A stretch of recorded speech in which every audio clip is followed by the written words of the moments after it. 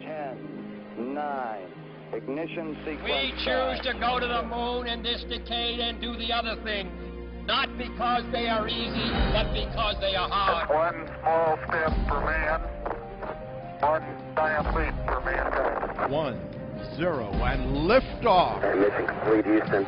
After serving the world for over 30 years, the space shuttle earned its place in history and has come to a final stop. This is Mission Control Houston. Good morning to you from the International Space Station Flight Control Room. We want to welcome you to today's ISS update.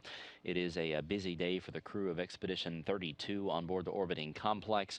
The big news of the day is last night's attempt by the Progress 47 cargo craft to redock with the International Space Station was aborted.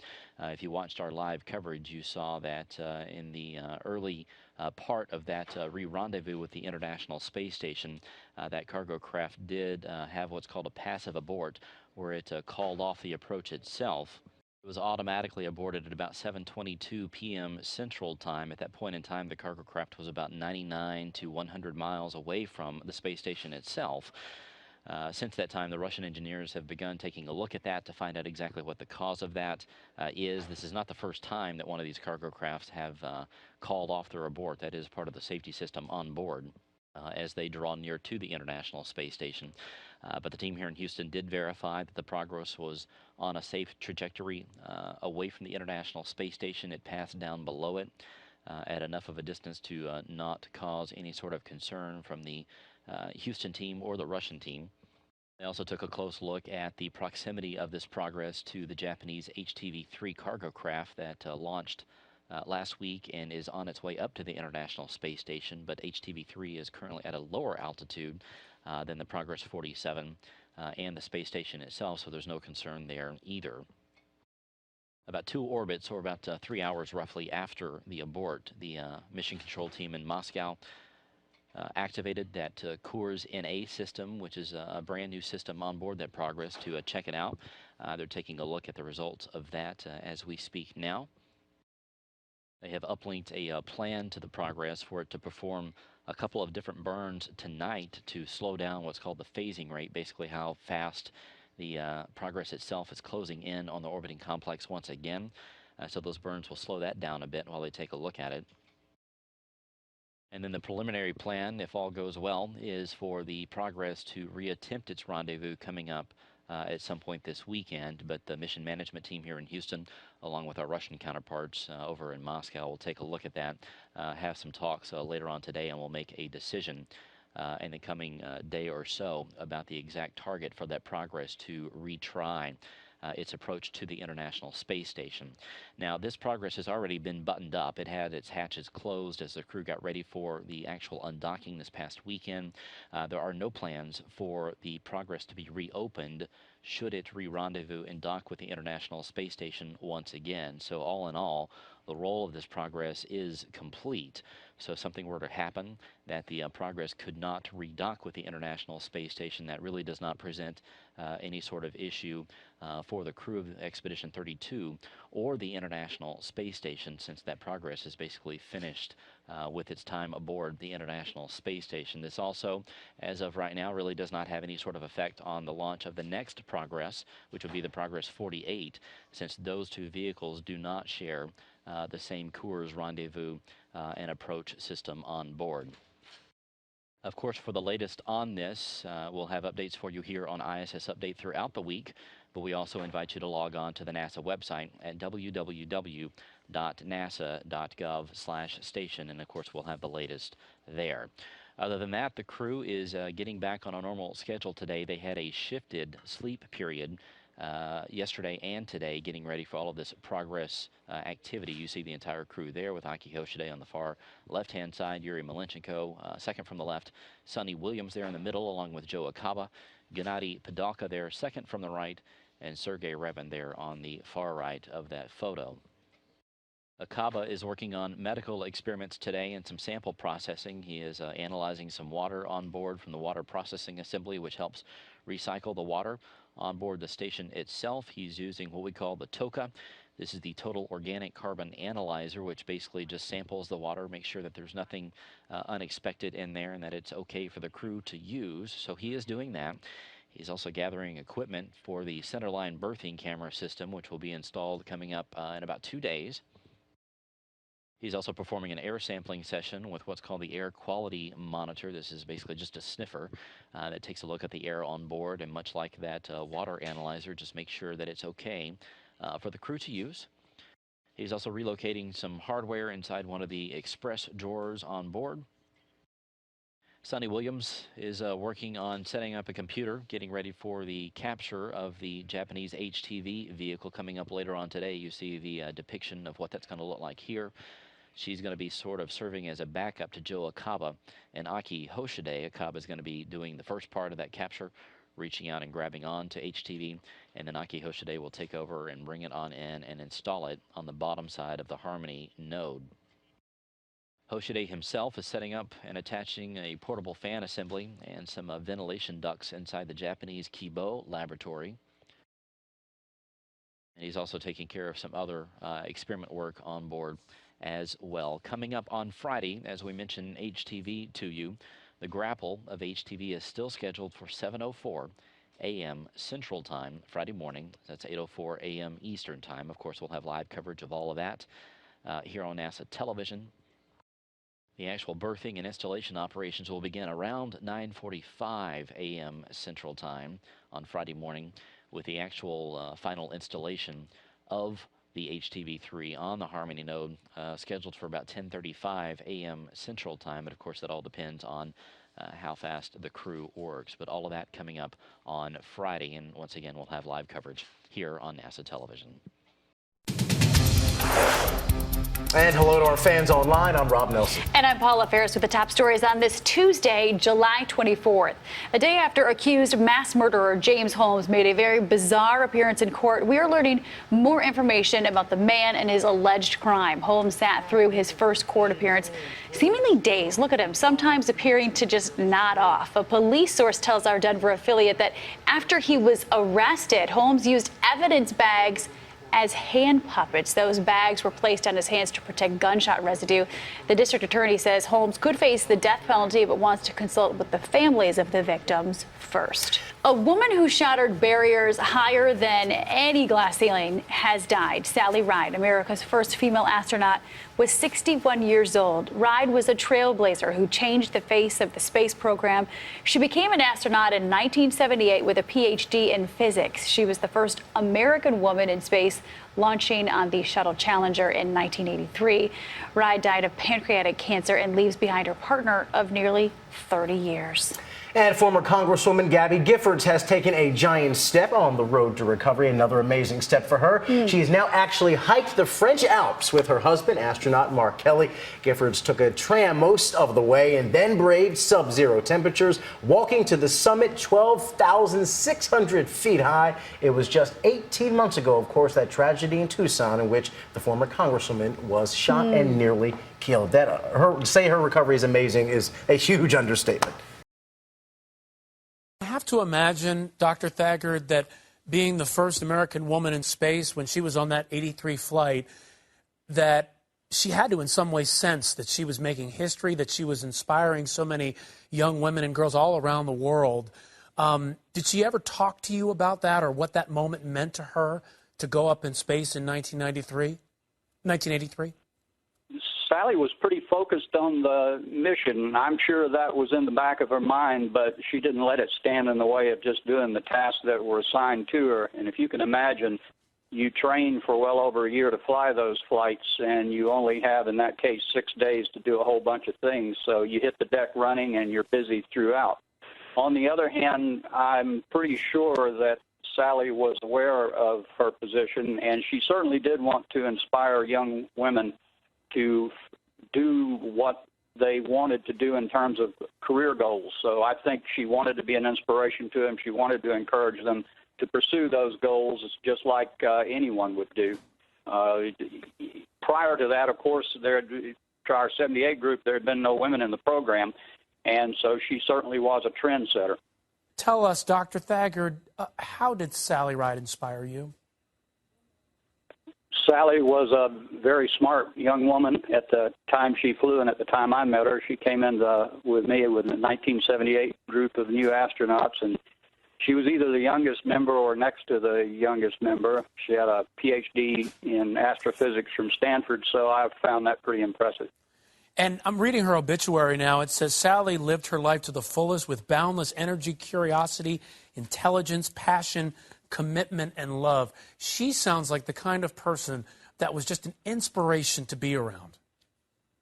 Well, Sally was dedicated. She had a lot of drive, and if she had a task to do, she focused in on it and got it done, usually in an exemplary manner. She was a private person. She was not all that outgoing. I would say she was probably an introvert, but nonetheless, her accomplishments were impressive. Well, good morning and welcome to today's International Space Station update.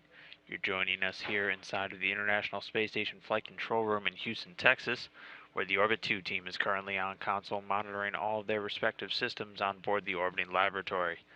Today's team is being led by Flight Director Tomas Gonzalez-Torres there in the right of your screen, and in the red shirt right next to him is today's Capcom NASA astronaut Clay Anderson, serving as the voice communication link between controllers here on the ground and the astronauts up in space.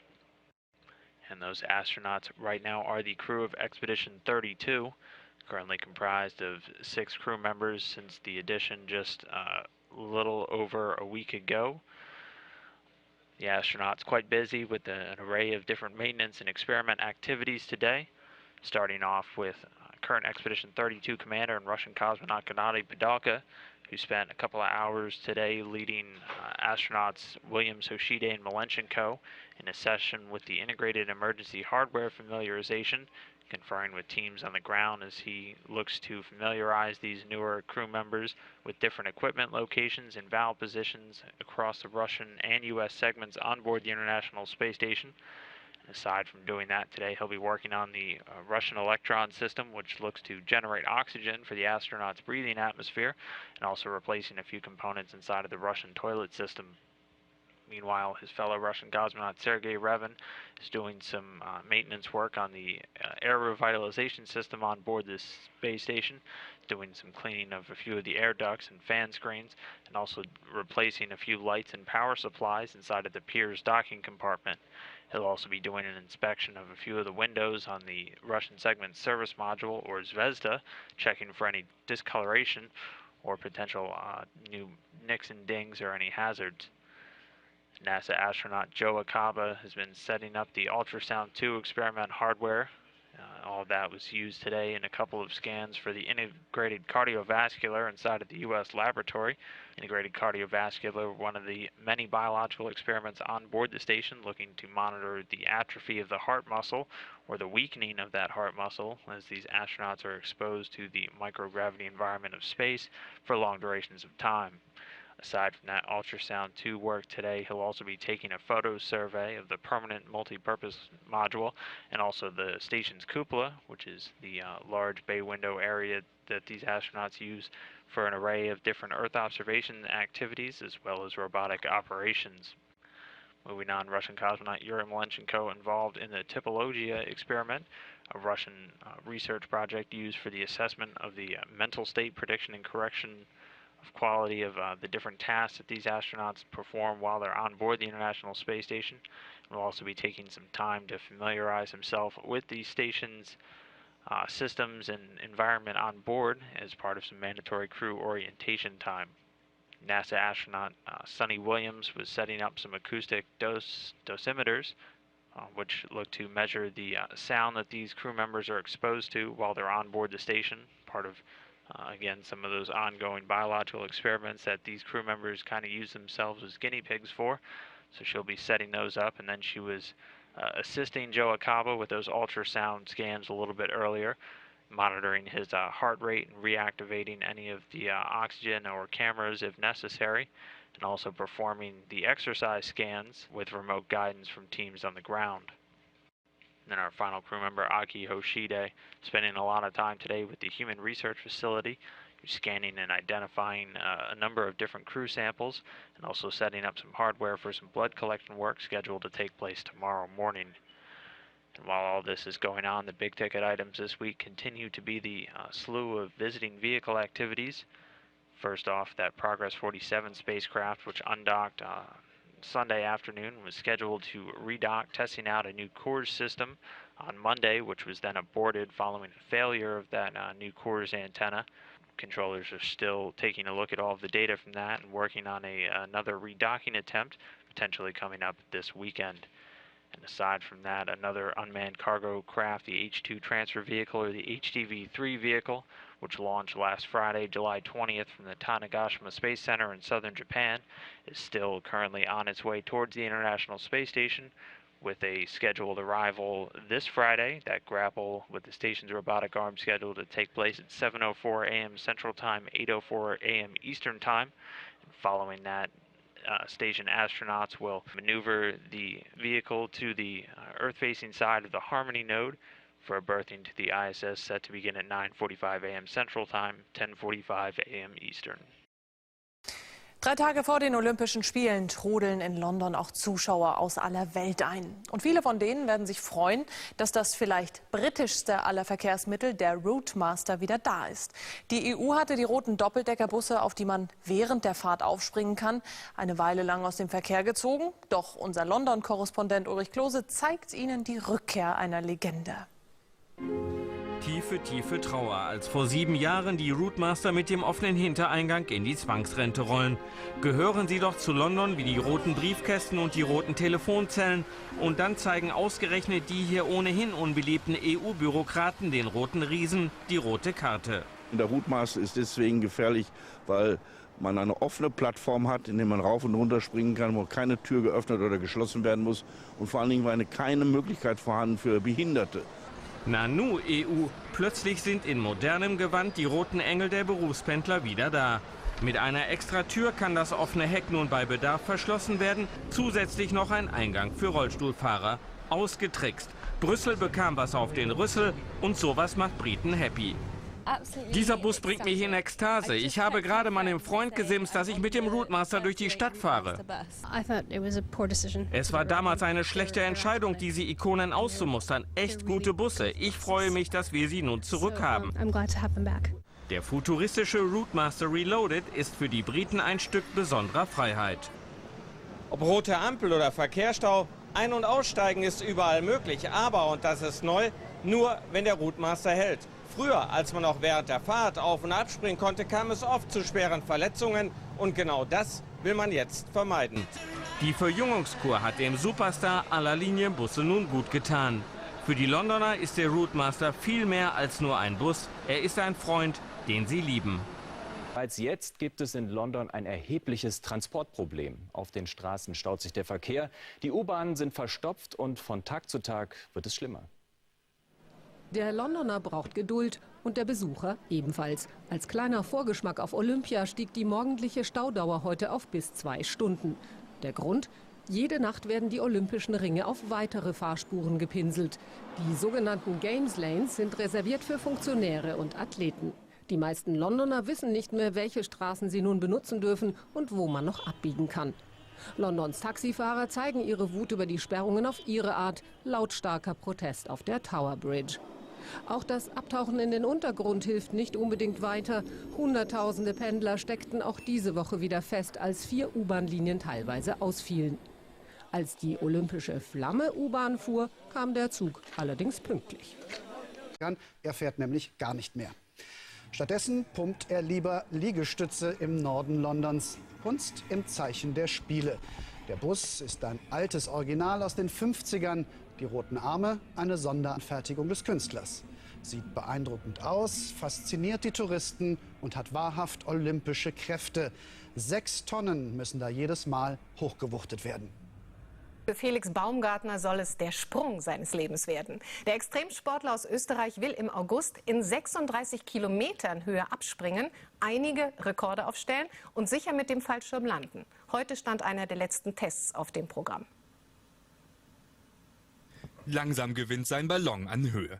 Kurz nach 16 Uhr ist es dann soweit. Felix Baumgartner unternimmt seinen letzten Testsprung vor dem ganz großen Rekordversuch. Sein Ziel, ein Sprung aus der Stratosphäre. Also dieses Projekt ist um so viel mehr komplexer, ja, es ist viel schwieriger, es ist eine Höhe, 36 Kilometer, ist absolute Todeszone, da hat der Mensch nichts mehr verloren. Heute beim Test war Baumgartner erstmal nur knapp 27 Kilometer hoch, als er aus dieser Kapsel über Roswell in New Mexico ausstieg. Wir testen den Anzug, wir testen mich als Athleten und wir testen die Zusammenarbeit des Teams. Wir wollen einfach schauen, dass die ganze Geschichte rund läuft und genauso abläuft, wie wir es geplant haben, unter realen Bedingungen. 4 Weltrekorde will er auf einmal knacken. Überschall ohne Fremdantrieb erreichen. Es soll der höchste und der längste freie Fall werden und nicht zuletzt die höchste bemannte Ballonfahrt. Im August wird es dann richtig ernst. Er hat schon ganz andere Sachen gemacht. Er stürzte sich mit einem Fallschirm vom Taipei Center in Taiwan oder von der Christusstatue in Rio de Janeiro. Ich glaube, er ist auch mal mit Carbonflügel über den Ärmelkanal geflogen. Ja, woher kommt diese Leidenschaft für das Extreme? Felix Baumgartner jetzt in unserem Porträt. Ein Sprung in die Dunkelheit. 120 Meter in die Tiefe, in die zweitgrößte Höhle der Welt. Die Seating of the Spirits, Sitz der Geister, liegt im Oman. Felix Baumgartner hat sie 2007 bezwungen.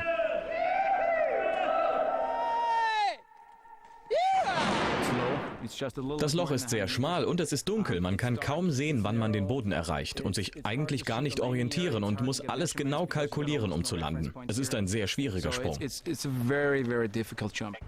Nur einer von vielen des 43-jährigen Österreichers. Taiwan 2007, der Taipei 101 Tower. 509 Meter hoch, damals das höchste Gebäude der Welt. Natürlich sind Sprünge von hier streng verboten. Natürlich hält das Baumgartner nicht davon ab. Die Vorbereitungen wie in einem Agentenfilm. In verschiedenen Verkleidungen hatte er Kameras, Sicherheitssysteme und die Absperrung untersucht. Eine Bekannte hatte den Fallschirm hineingeschmuggelt. Baumgartner holt ihn auf der Toilette ab. Vorbei am Sicherheitspersonal, das von Baumgartners Freunden abgelenkt wird, über den Zaun. Und er steht oben. Right on, here we go. Tallest building in the world, Taipei Financial Center 101. Check this out.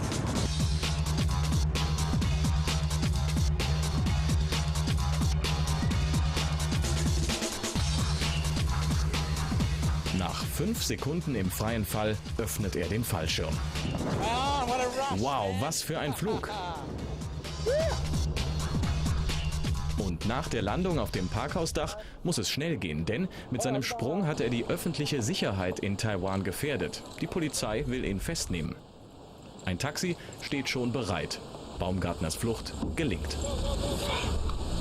Yes! Taipei 101. Es war schwierig, weil es illegal war, dazu der Wind und die Security, aber ich bin superglücklich. Was ist das für ein Mann, der so viel riskiert? Und warum? Seine Eltern verstehen die Leidenschaft fürs Springen nicht. Auch seine Freundin alles andere als begeistert und an Kinder will Baumgartner noch gar nicht denken. Geboren in Salzburg wird er beim österreichischen Bundesheer zum Fallschirmspringer ausgebildet und entdeckt 1996 seine Liebe zu großer Höhe und großen Ideen. Er hält mehrere Weltrekorde, hat sich mehr als 2600 Mal aus Flugzeugen und Hubschraubern gestürzt. Und immer wieder auch aus Gebäuden und von Brücken, wie hier in Panama. Baumgartner auf der Puente de las Americas, einer Brücke über den Panama-Kanal. Nur 108 Meter hoch und deshalb extrem gefährlich. Und für diesen Kick nimmt er sogar eine Festnahme in Kauf und ist mehrere Stunden inhaftiert. Mehr Glück hat er bei diesem Sprung von der Christusstatue in Rio de Janeiro. Unten wartet schon die Polizei auf ihn. Baumgartner springt und fliegt ihnen einfach davon. Zumindest über die Polizei muss sich der Extremsportler beim Sprung aus der Stratosphäre keine Gedanken machen. Der ist nämlich legal. Es soll der Sprung seines Lebens werden. Felix Baumgartner aus Österreich will im August aus 36 Kilometern Höhe abspringen und sicher mit dem Fallschirm auf der Erde landen. Jetzt stand in New Mexico einer der letzten Tests auf dem Programm. Fieberhaft und unter größter Anspannung verfolgt das Team von Felix Baumgartner die Vorbereitungen vor seinem letzten Test vor dem Rekordversuch. Der Extremsportler will noch im Sommer den Sprung aus der Stratosphäre wagen. 36 Kilometer ist absolute Todeszone, da hat der Mensch nichts mehr verloren. Beim Test zieht ihn ein Ballon gefüllt mit Helium erstmal nur knapp 29,5 Kilometer hoch. An der Schwelle zum Weltraum steigt Baumgartner aus dieser Kapsel aus und rast mit 800 Stundenkilometern auf die Erde zu. Die Landung mitten in der Wüste von New Mexico sieht für diese Geschwindigkeiten fast schon sanft aus.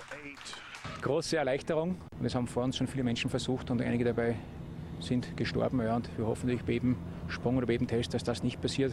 Im August will der Österreicher das schaffen, was noch nie ein Mensch vorher gewagt hat und gleich 4 Weltrekorde auf einmal knacken. Überschall ohne Fremdantrieb, es soll der höchste und der längste freie Fall werden und nicht zuletzt die höchste bemannte Ballonfahrt.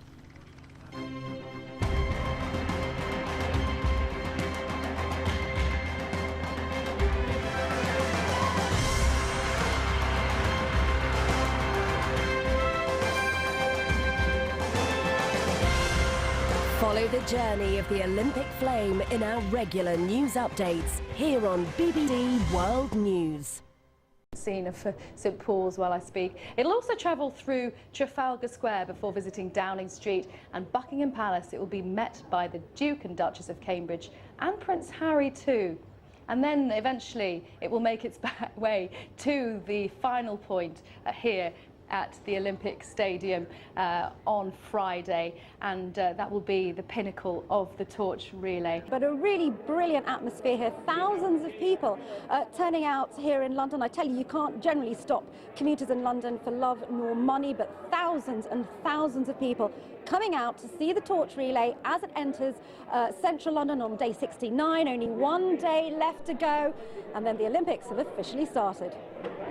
Sangeeta, thank you so much. Sangeeta Maiska there at Shakespeare's Globe Theatre in central London. Plenty more on that day of torch relay before the main handover and the final stage in its journey across the United Kingdom here on BBC World News.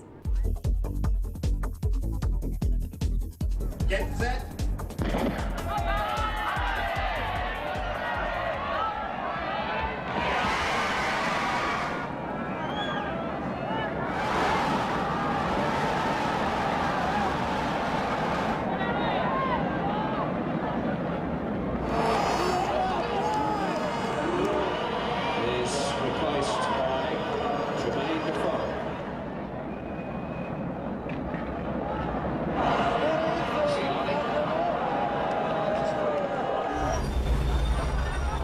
My name's Chris Hubbard and I'm the General Manager of the Barrow-Boyne Banker.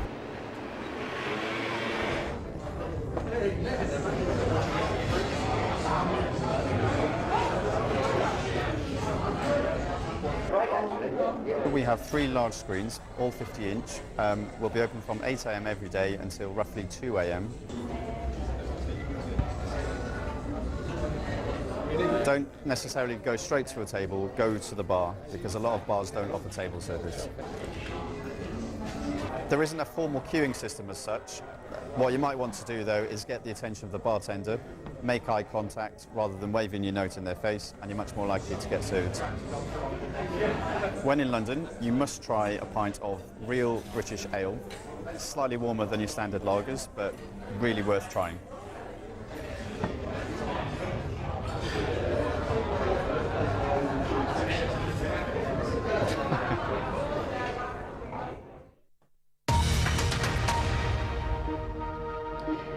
Now, the identity of the mystery woman seen standing by the side of the North Korean leader Kim Jong-un has been revealed. It turns out the leader is married and the lady is in fact his wife. The announcement ends all the speculation surrounding Mr. Kim's private life.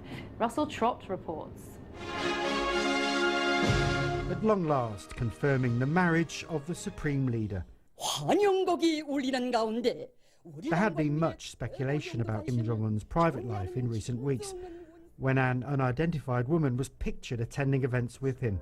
Now she's been officially revealed. Comrade Ri Sol-ju. Not much is known of her. She's said to be from a well-to-do family. But her Western-style clothing and haircut have prompted many in the South to speculate on Kim Jong-un's attitudes and influences. Just like any other young couple in love, they like to have fun. The leader of one of the world's most heavily armed nations attending the opening of an amusement park with his wife. The US has wished North Korea's first couple well. We've obviously seen the reports. We would always wish any kind of newlyweds, well as they embark. But obviously our concerns first and foremost are for the North Korean people and our hope that conditions for them will improve. The young leader has projected a much more relaxed and open approach since taking power after the death of his father Kim Jong-il in December last year. Last week the authorities performed a military reshuffle, widely interpreted by analysts as an attempt to stamp the authority of the new leader on North Korea's powerful army. Russell Trott, BBC News. Well, back to our coverage of the forthcoming Olympic Games. The opening ceremony taking place at 8 o'clock or so on Friday night. That's going to be happening in that very big stadium, magnificent structure behind me. And if you're wondering what this other building here is to my left, that's the Aquatic Centre, a fantastic Olympic swimming pool, and they've been training in it already. I spoke to one swimmer yesterday from the Libyan team. He'd been going up and down there. He was practicing for his 100 metres butterfly. But how we would like to jump in there this morning, because it is very hot in London. 30 degrees is expected to reach again today before it cools down in time for the games themselves. And up here on our rooftop vantage point, it is extremely warm. So we're looking down at the Aquatic Centre with envy. But of course, there are lots of people who have taken part in former Olympic Games, including the British Olympian, the gold medalist javelin thrower Tessa Sanderson, and the 4 times Olympic gold medalist for Britain rower Sir Matthew Pinsent, because they're watching this with a sense of bittersweet feeling, because they've had to go abroad for their Olympic Games in the past, and now the Games have come here to their home country. They have told me a bit about how they feel. Lots of excitement, happy, anxiously waiting now for it to start. I went into Team GB welcoming party the other day, and it was just superb. Everybody was buzzing, sun was out, thank God. Yeah. But very anxious time now, but I'm sure it's all going to go very well. Very, very much positive feeling, and a little bit of nerves happening right now. So, but it's great to actually be going through the Games in London. So Matthew, you've been elsewhere to get your Olympic medals. Yes. What does it mean to you to have the whole Games coming here, as I asked Tessa? I think it's a bit bittersweet for all of us has-beens. Yeah. We sort of we competed abroad and we made our history abroad, but now seeing it, it's sort of I describe it as like you've seen the best possible film. You know what's going to happen, and suddenly you're in the auditorium with people who've never seen it, so you're constantly going, is it a good bit coming up? Oh, is a good bit coming up? And it's sort of like, just calm down, everyone's going to enjoy it, because this is something that's we committed our lives to, and now it's sort of in our home city or in our home nation, and it's going to be so exciting. And of course, I work in the bar in Newham. My foundation's in there, and the youngsters, they are so excited now. And of course, and I can see the transformation. Stratford has become a star city. For our world viewers, that is the area in East London where the Olympic Park is, and it's been completely transformed. It's absolutely superb. It's everything's happening. Everybody's talking about it. Television, yes, of course, all over the world. The Jamaicans. I'm working with the Jamaicans. Hello, smile, Jamaica. I'm presenting on my 50th anniversary. They're loving everything. But here, I'll tell you what, when I went in the village the other day, as soon as I walked in, someone said, can we swap a pin? And I said, oh, well, I haven't got any pins to swap. Remember, when we go in the village, we see all of that, and they hear all of that. So I think to have the Games in London, everybody wanted to come. It's going to be superb. I know, you'll remember it as well. I remember standing here for the first time, and in those days, in 2004-05, it was sort of welly boots, hard hat, and you were standing on this sort of dirt mound, and they were saying, right, imagine there's going to be a stadium there, and that's where the aquatics venue is going to be.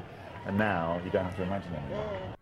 Tessa Sanderson and Sir Matthew Pinsent in the studio with me here. Now, let's show you what is happening with the Olympic torch. We've got some pictures of it as it makes its way through South London. We've just been speaking to Sangeeta Maiska, who is our reporter at the Globe Theatre where it has just been. It's also been across the Millennium Bridge, and it is going to make its way past Buckingham Palace, and is also going to go past Television Centre in West London to the site of the 1908 Olympics, where part of the BBC's Media City is placed right now. So an interesting day as it heads through the capital just before the very pinnacle of its journey on Friday here at the Olympic Stadium. If you want to tweet me, I'm at BBC Karen G. Thanks for watching BBC World News London Live. Plenty more. Matthew, when you look back at the last 7 years, and you've been reporting a lot of the politics and the manoeuvring and a lot of the whinging that's gone on, how well do you think the city is now prepared, even though there'll be blips? As I said earlier, I think it's in pretty good shape, and the encouraging thing now is that London has perhaps been a little bit slow to get in the party mood, but with the arrival of the torch last Friday, I really sense right across the city there's a growing sense of excitement. And what you have to sort of pinch yourself to realise is that if you fast forward 24 hours, people will be filing into that stadium behind us to watch Danny Boyle's opening ceremony. There'll be 1 billion TV viewers tuning in worldwide, and London really will feel like it's under the global spotlight. And then just 12 hours after that, they'll be preparing the course for the road cycling event. And, you know, Britain might be winning its first gold at the weekend, and it really will feel then, well, it's then well underway, basically. I should make it clear that all of us in the BBC operation, we don't come in limos or taxis or anything. We come on the public transport, and there is an extraordinary atmosphere. I feel that actually London is probably working more efficiently than I've seen it for some time, even though there have been a few things which have broken down. I mean, there is a great atmosphere. I think really it's wherever you go at the moment, and this is something that's really only changed in the last few days, it is the one topic of conversation. You go out to eat somewhere, people are talking about what an athlete's doing, they're talking about what Mitt Romney's said, you know. They all seem to be experts now. Yeah, absolutely, yeah. I have to, a wry smile. I mean, I'm not an expert across all things, but sometimes it makes me laugh when you're instant Olympic experts. But, you know, I've been with this I probably wrote my first London 2012 story nearly 10 years ago now, so... Well, the great thing is, and I've got my my app here and my pad, and I've seen people actually on the train I come in on talking to each other, looking at all the information about the Olympics, gossiping as if they're experts. Yeah, absolutely. And there is, let's face it, there is an overwhelming amount of information about the Olympics. Let's not forget that within a couple of days' time, you've got probably 20 simultaneous World Championships going on at one time. Now, quickly, do you feel London's secure? It's a tough question to ask. What I feel is that this feels like a well-secured games when you sort of go around, you go through the security as a working journalist, you go through all the checks that you would if you're trying to get through Heathrow. I think the general feeling is that the boxes have been ticked. So yes, and it doesn't feel too overbearing to me either at this stage.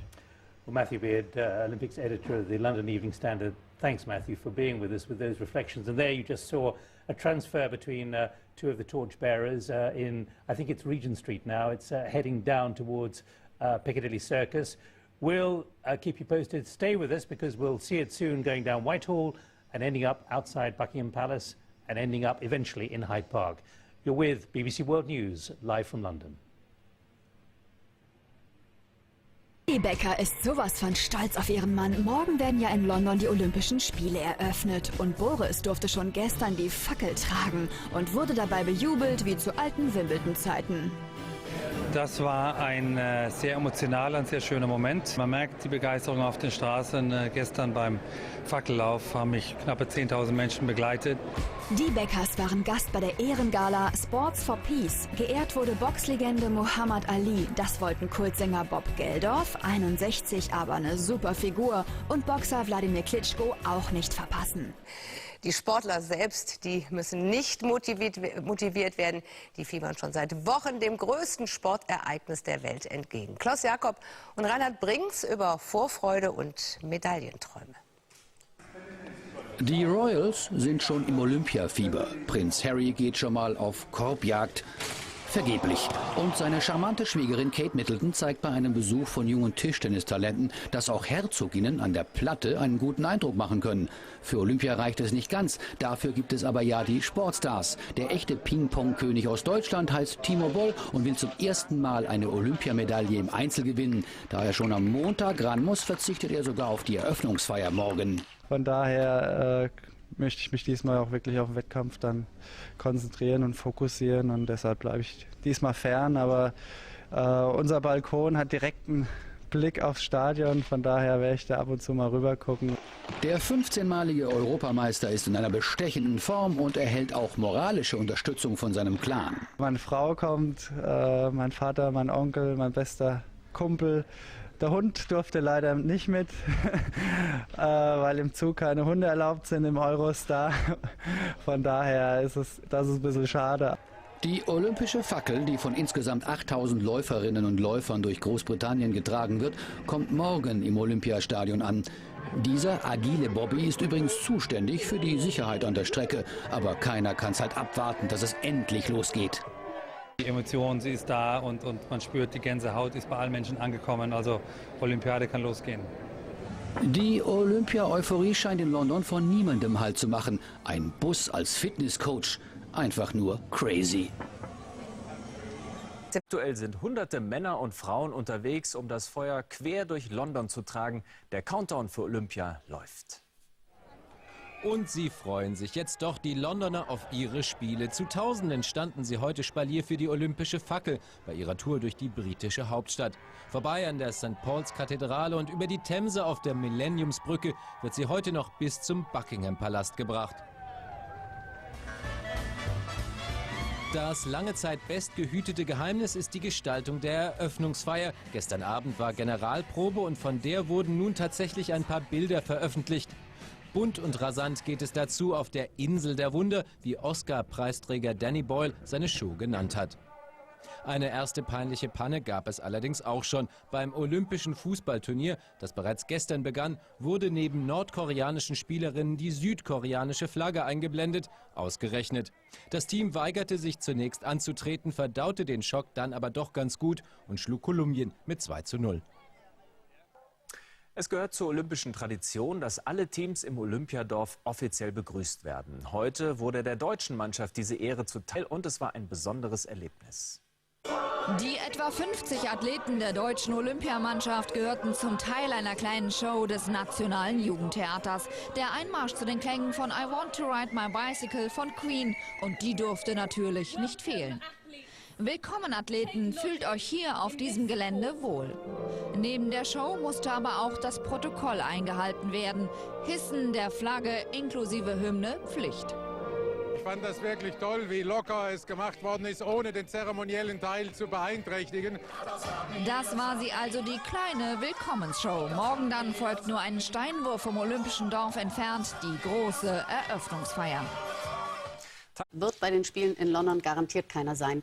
Der österreichische Extremsportler Felix Baumgartner ist im US-Bundesstaat New Mexico mit einem Heliumballon auf fast 30.000 Meter Höhe gestiegen, um dann aus seiner Kapsel springen.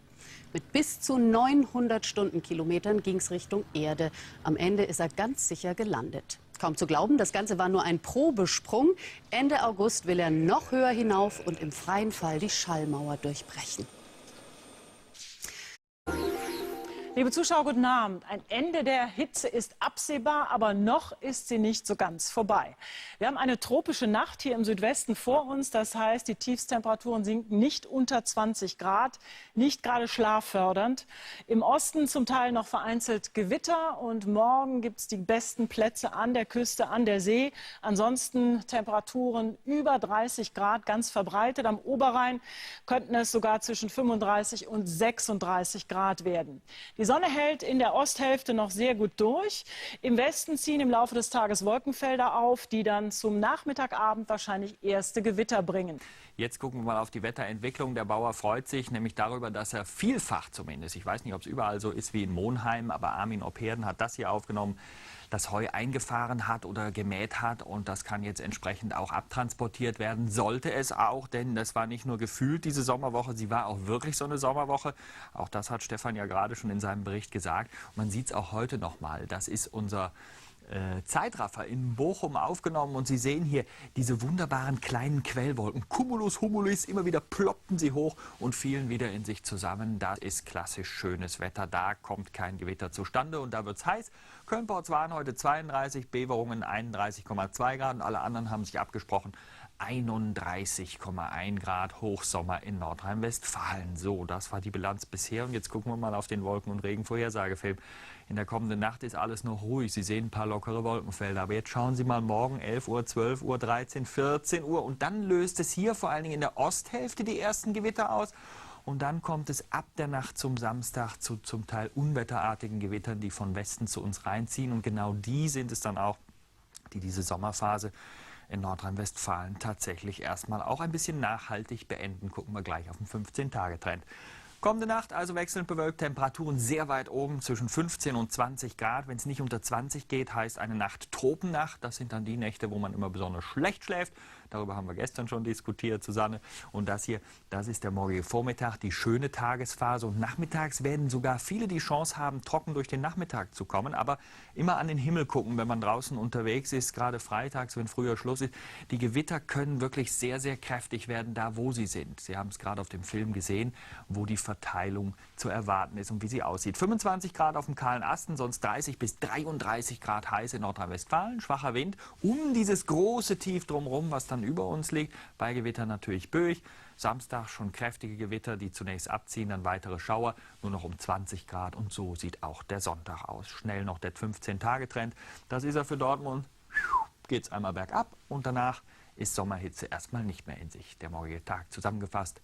Zurück zu dir, Susanne. Um die Dramaturgie der Feier gibt es noch immer ein großes Geheimnis. Die Programmmacher ließen Videos von der Generalprobe vom Internetportal YouTube entfernen. Wer im Stadion zuschauen durfte, wurde aufgefordert, nichts zu verraten. London ist bereit. Die Flaggen der Teilnehmerländer schauen auf eine Stadt, die bei bestem Wetter der morgigen Eröffnungsfeier nun doch entgegenfiebert. Jubel überall da, wo die olympische Flamme vorbeikommt. Der Funke ist übergesprungen. Düstere Mienen gab es nur gestern bei den Nordkoreanern. Aus Protest verließen sie das Spielfeld beim Frauenfußball in Glasgow. Ihre Fahne war mit der des Erzfeindes Südkorea verwechselt worden. Aufs Spielfeld kamen die Spielerinnen erst nach viel gutem Zureden wieder. Die Organisatoren und dann auch der britische Premier entschuldigten sich heute. Was die Flagge angeht, das war wirklich einfach ein Versehen. Man hat sich entschuldigt und man hat alles getan, damit das nicht wieder passiert. 60.000 waren derweil gestern Abend bereits auf der Generalprobe zur Eröffnungsshow. Ihr Versprechen, bis morgen Abend die Überraschungen nicht zu verraten, haben sie bislang gehalten. Dies ist die einzige kurze Kostprobe, die die Veranstalter heute zur Verfügung stellen.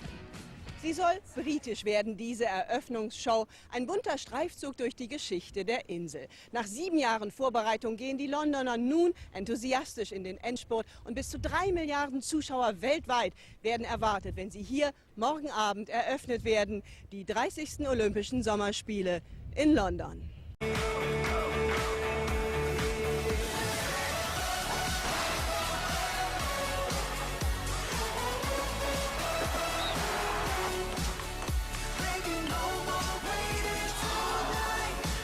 Die Olympischen Sommerspiele in London.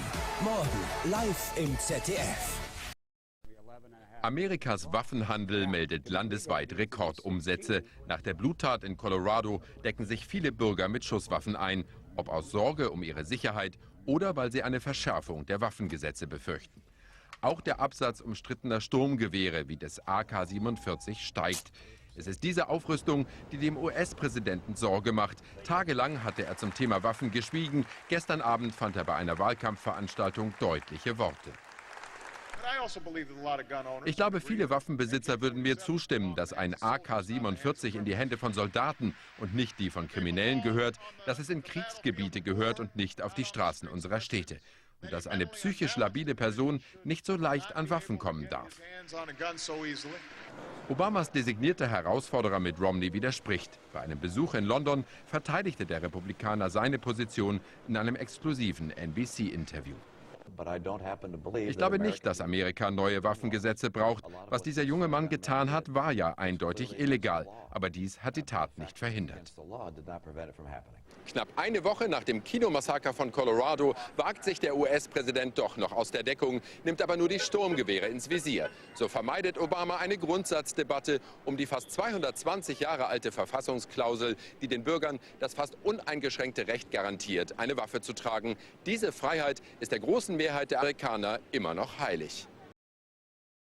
This is Mission Control Houston. The crew of Expedition 32 is busy today working on board the International Space Station on quite a number of different research experiments in a variety of different fields. They're also getting ready for a few different visiting vehicle activities, namely the arrival of the Japanese HTV-3, which will occur tomorrow morning. That spacecraft launched from the Japanese launch site at Tanegashima last week. It has spent the last several days closing in on the International Space Station, and it will arrive in the vicinity later on tonight and into the early morning hours tomorrow. We will have live coverage here on NASA TV beginning at 6 a.m. Central Time, 7 a.m. Eastern Time. Joe Akaba will be the one that will be reaching out and grabbing onto that large, huge cargo craft with the station's robotic arm. He'll be backed up by Aki Hoshide. After that takes place, Aki himself will take over and we'll bring it on in toward the International Space Station and get ready to install it to the bottom side of the Harmony node. This cargo craft is bringing up more than 4 tons of supplies to the Expedition 32 crew. After it gets secured to the station, the crews will, on the next day, open it up and get ready to begin unloading all of the cargo that is inside that pressurized section. So both Akaba and Aki Hoshide, as well as Sonny Williams, who will be backing them up, are going over final procedures today, taking a look at everything, making sure their skills are sharp and ready to go for tomorrow. Akaba is also going to be installing the centerline berthing camera today, which will go inside the hatchway in between Harmony and where HTV will arrive. This is basically a bird's eye view that will allow him to take a look basically straight down at the cargo craft as it nears the space station to make sure that everything is aligned and ready to go. He's also going to be calibrating the station's external cameras, which will help he and Aki as they take a look at this vehicle. They'll be inside the cupola, which gives them a pretty unique vantage point of this cargo craft as it comes up toward the station. But of course, all those different cameras outside the station are important as well. Meanwhile, Sonny Williams is busy loading up the Advanced Biological Research System payload application on the Express 2 laptop computer, which is part of one of the Express racks there.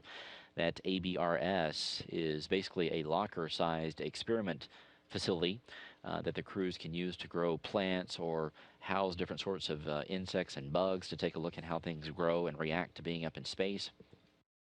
She also just wrapped up a ham radio pass with the Virginia Air and Space Museum up in Hampton, Virginia, where she talked with the people there about life in space, her previous time aboard the station, and what the crew has been up to since she arrived with Yuri Malenchenko and Aki Hoshide here just a few days ago.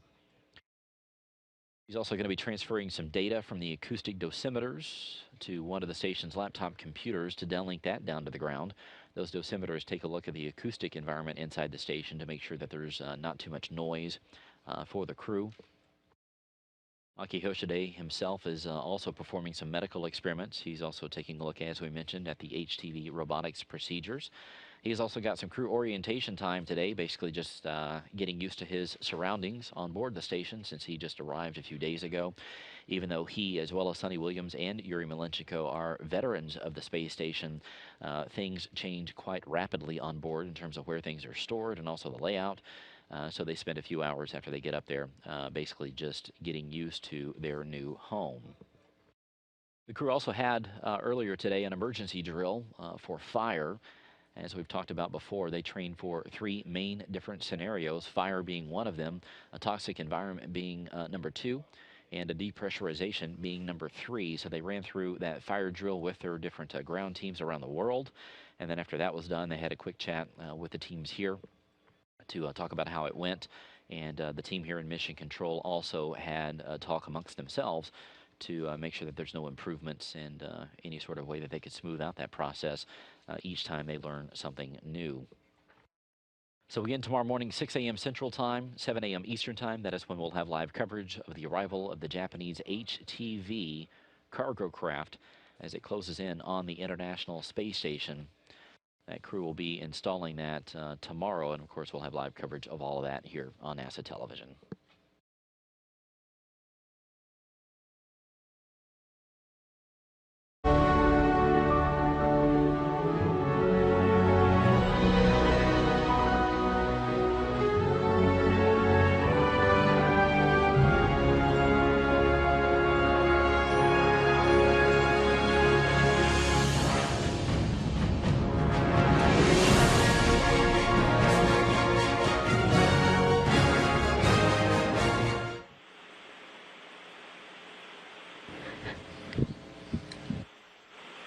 Good morning and welcome to NASA TV and the International Space Station Flight Control Room, where we are today observing the arrival of the HTV-3 Kunitori Japanese vehicle, which launched last Friday from Tanegashima Space Center in southern Japan and is now making its way to the International Space Station to be grappled by the space station's robotic arm and berthed to its Earth-facing port of the Harmony node.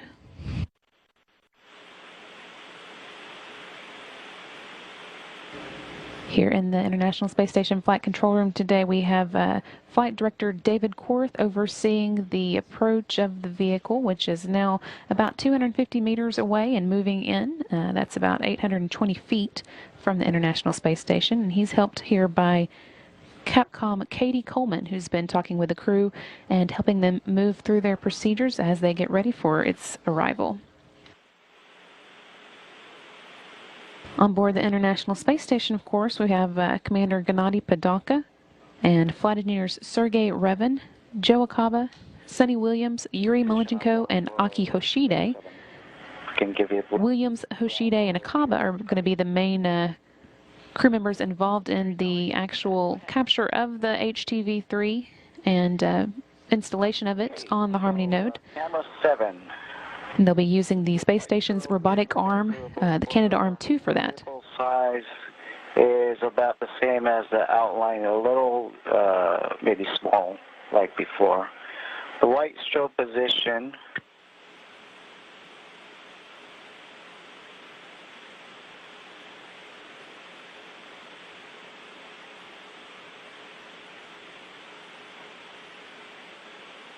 and the white strobe is about eighth of the vehicle length forward of the strobe tracker circle. The strobe tracker position is about a third aft with respect to the crew abort corridor center. How copy? Copy all, Aki. A view here from the International Space Station of what Hoshide is seeing as he monitors the arrival of the HTV-3. So is within the crew abort corridor. The vehicle size, it's hard to tell since it's really dark. And the white strobe position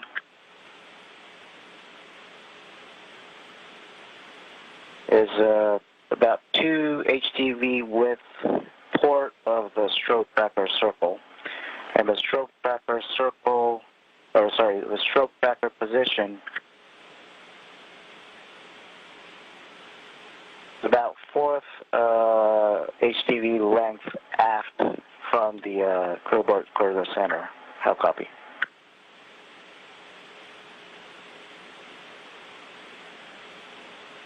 Aki, we copy all, and it sounds like what we expect, but we'll be verifying.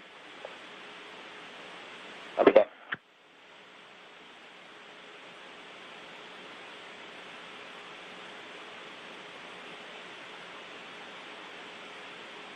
That again was Flight Engineer Aki Hoshide going over his observations as the HTV-3 Kunitori vehicle approaches the International Space Station. Just a few minutes before we started commentary today at about 5:58 a.m. Central Time. The team here on the ground gave the crew the go to let the HTV move in from the 250-meter distance that it had been held at for just a bit, and begin approaching to within 30 meters, which is about 100 feet of the International Space Station.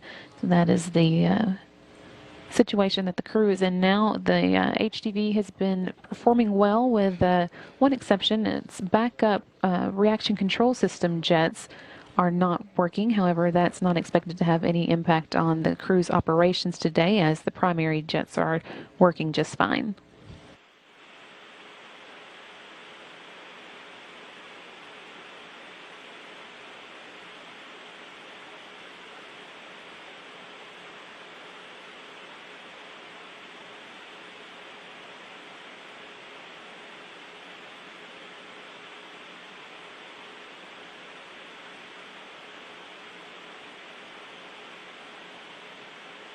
View here of flight controllers in the Scuba Space Center flight control room, where they, of course, are also watching over the operations today and looking forward to the arrival of the Japanese cargo vehicle at the International Space Station. This is the third HTV, or H2 transfer vehicle, which is what that stands for. Again, it's called the Konatori vehicle.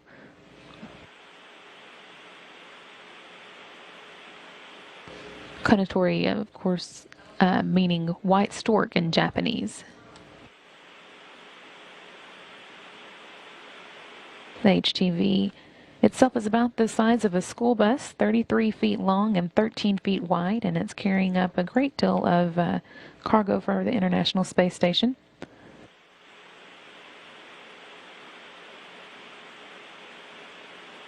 It actually has two different types of cargo that it can deliver, pressurized and unpressurized, which is basically cargo meant to go inside the space station and cargo meant for the exterior of the space station. In this case, the Japanese Kibo Lab porch or external facility. Some of the things that the HTV will be delivering today include a remote-controlled Earth-observing camera called iServe, which is going to be used to gather imagery of the Earth for disaster analysis and environmental studies. And also, let's see, Japanese exploration module small satellite orbital deployer, which will be used to jettison 5 nanosatellites into orbit, and an aquatic habitat experiment, as well as a catalytic reactor for the station's water recycling system.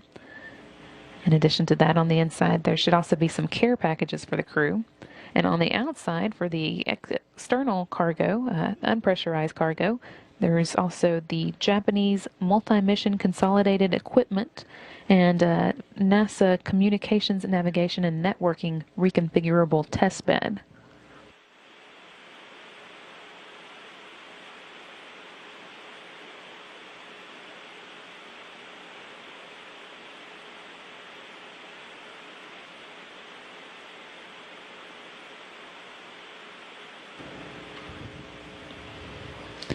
HTV-3 is continuing to move in from the 250-meter point, now reported here on the ground to be about 110 meters away from the International Space Station, which is about 360 feet.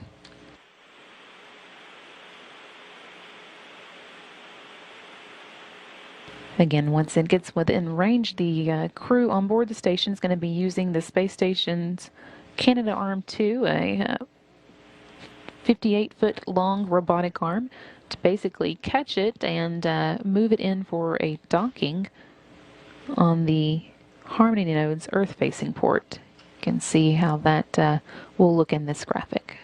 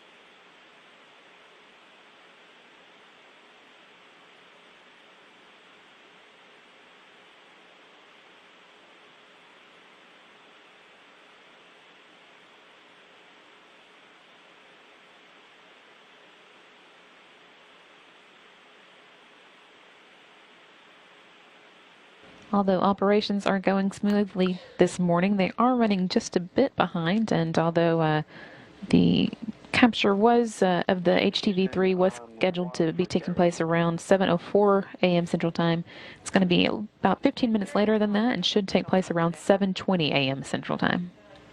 Again, we now expect the grapple to occur at 7:20 a.m. Central Time. Bravo.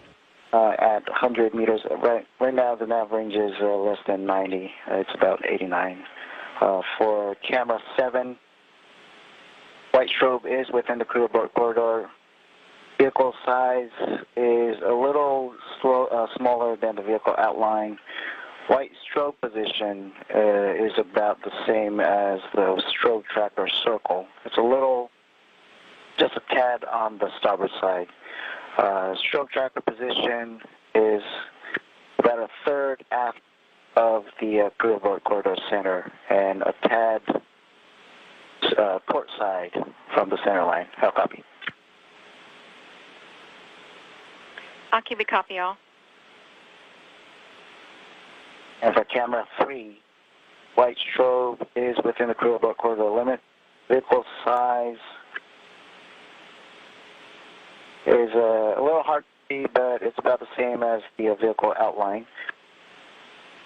White strobe position is about one vehicle width, the port side of the strobe tracker circle. And the strobe tracker position is about maybe a quarter to an eighth of the HTV length aft of the crew abort corridor center and tad to the starboard side from the center line. How copy?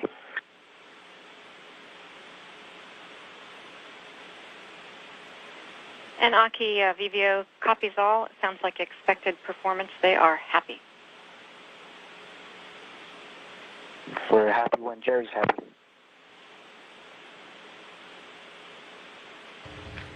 Flight Engineer Aki Hoshide there talking with Capcom Katie Coleman, who of course has done this before. She was at the space station. Time, if you're ready to copy. Joe's with me, and we're ready to copy. We left 250 meters a little later than we were planning, so we're just a tiny bit behind. So the new capture time would be 12:20. Copy 12:20 for the new capture time. Thanks.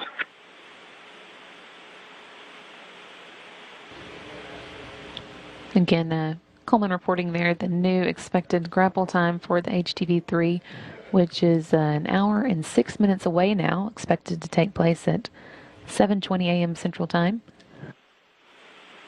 As I was saying, Coleman's a good choice for Capcom for this operation, as she's done it before from space. She was at the International Space Station for the arrival of the previous HTV vehicle and has been at the robotic console that Hoshide and Joe Akaba and Sonny Williams will be working from today.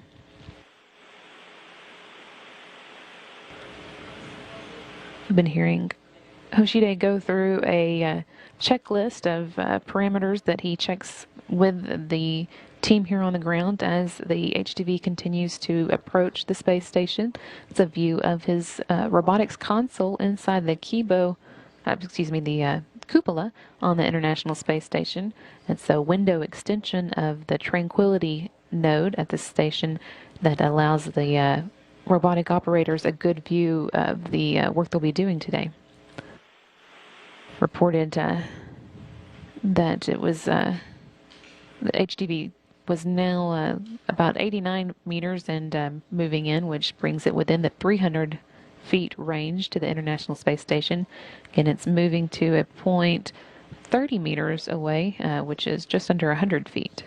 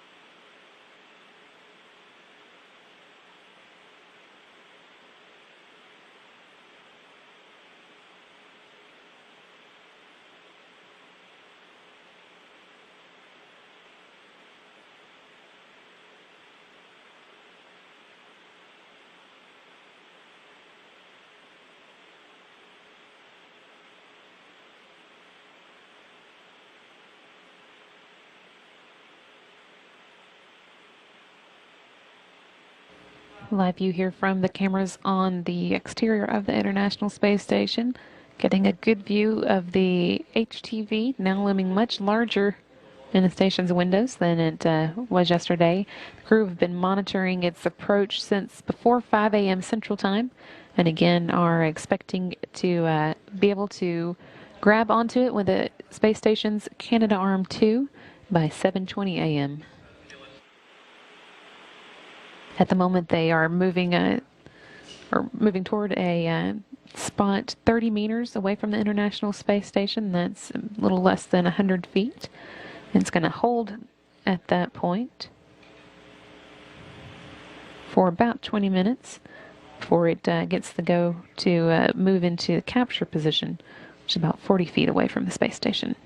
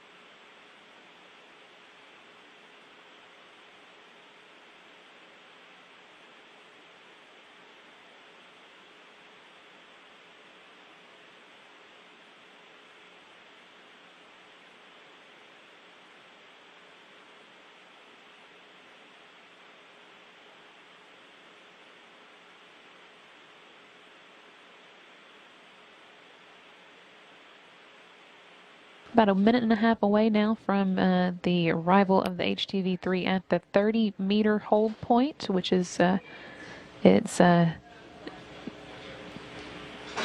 next threshold to cross. It'll stay there for about 20 minutes before the crew will be ready to then bring it in close enough for capture. Capture again is a little bit later than originally planned. We now expect it at 7:20 a.m. Central Time. But everything is progressing smoothly towards that point.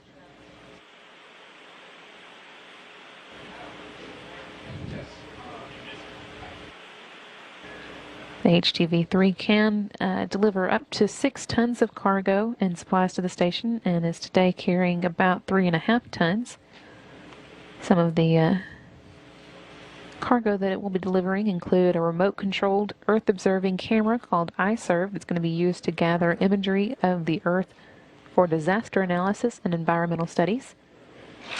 Also a Japanese exploration module, small satellite orbital deployer, which will be used to jettison 5 nanosatellites into orbit, and an aquatic habitat experiment that can accommodate small fish for up to 90 days for aquatic organism experiments.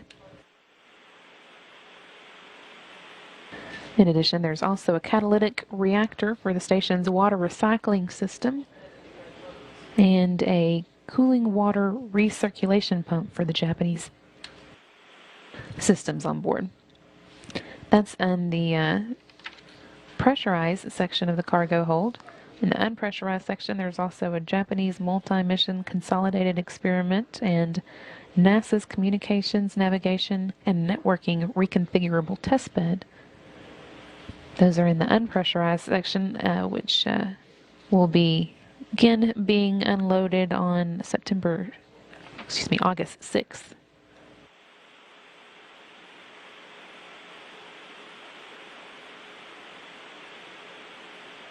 For the pressurized section, the crew will be able to get into it much more quickly. They'll be floating into the cargo vehicle for the first time around 6:20 a.m. Saturday. And then we'll be able to begin unloading it. And all the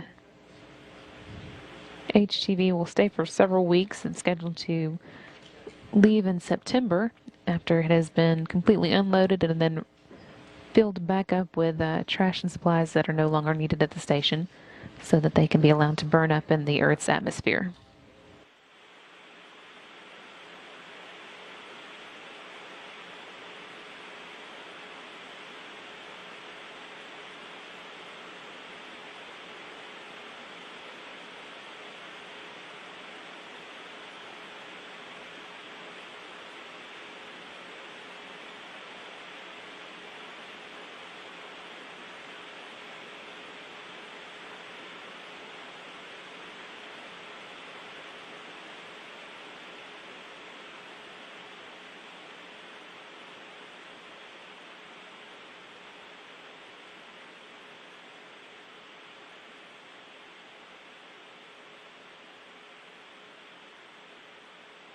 Station Houston HTV.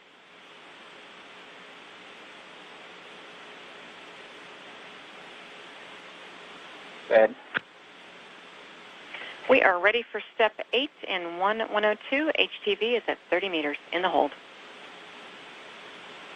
Copy that. Step 8 in work.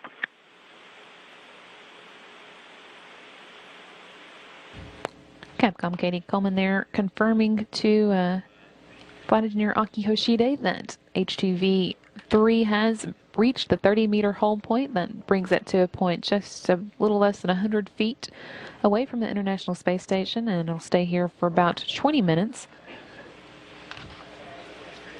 while the crew performs a few more monitoring tests, and then we'll be getting the hold to begin approaching from that 30-meter spot and getting ready for actual capture using the space station's robotic arm.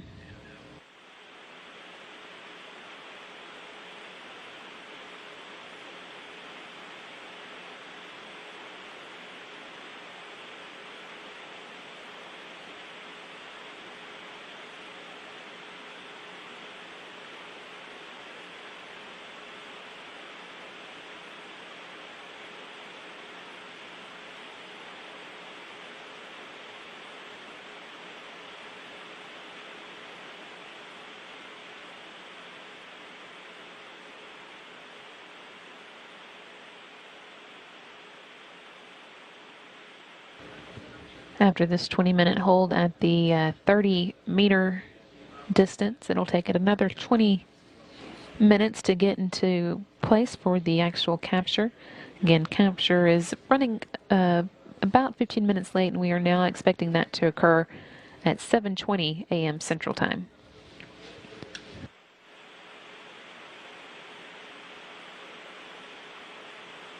Houston Station on 1 for HTV. Step 8 is complete. We verified VV mode, sub mode, and nav range is 31.6. Prox is 42.85. And we'll leave the strobe lights on ON for now. I'll copy. We copy all, Aki.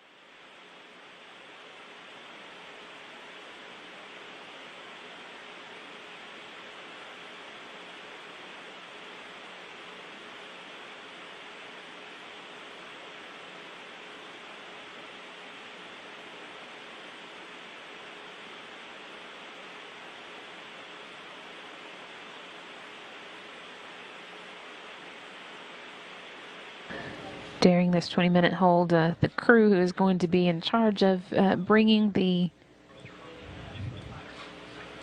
HTV-3 in for capture have a few steps that they go through, getting the video set up for the capture, and then also performing one final review of the procedure they'll be using. Confirm. Can we tilt camera 7 now?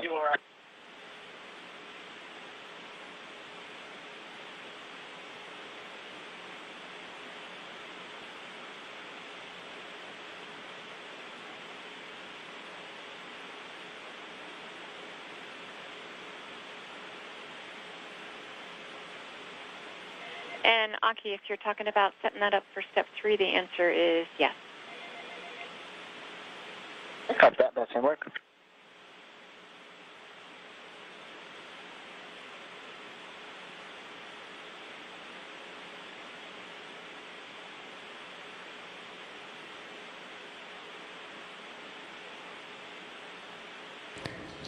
Another look here over the crew's shoulder at the view they're seeing at their robotic workstation inside the cupola. And here is a view from the cameras on board the exterior of the International Space Station. Great view of the HTV-3, now just 30 meters, about 100 feet away from the International Space Station.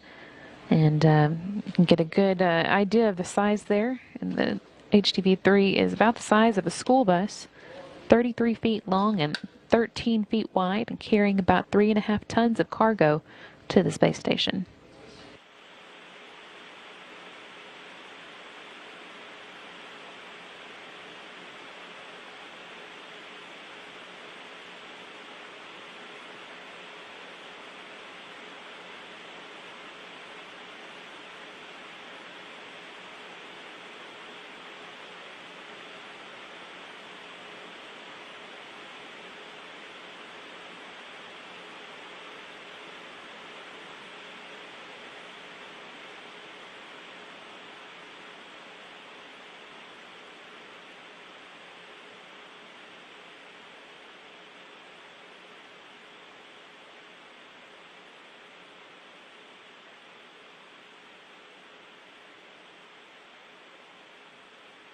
Again, part of the procedures that are scheduled for this 20-minute hold at the 30-meter distance is getting the cameras ready that the crew will be using to monitor the final approach of the vehicle. And that is what you were seeing there in the view inside the robotics workstation. Another step that they will be performing as they get ready for the final approach will be one final review of their procedures for the capture. Capture is going to be performed using the Canadarm2, 58-foot-long robotic arm at the International Space Station. And inside the cupola at the controls of that arm will be flight engineers Aki Hoshide and Joe Akaba with help from Sonny Williams. And then later in the day, Williams and Hoshide will work together to actually install the HTV-3 on the Earth-facing port of the Harmony node.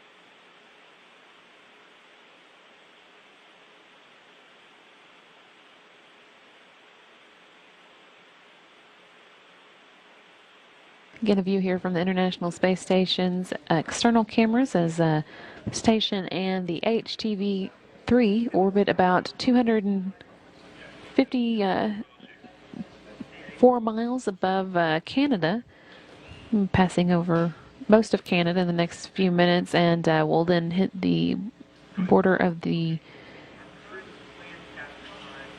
U.S. above Vermont and New Hampshire, and also pass over Maine before they cross the coast of the Atlantic Ocean.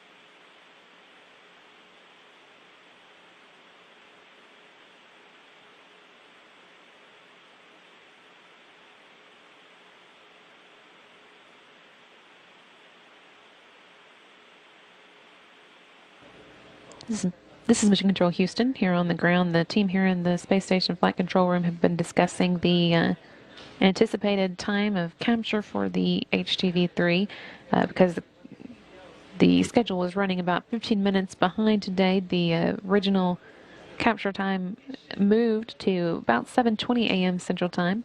However, they are now discussing that, delaying that just a bit more to ensure that we have video coverage of the capture.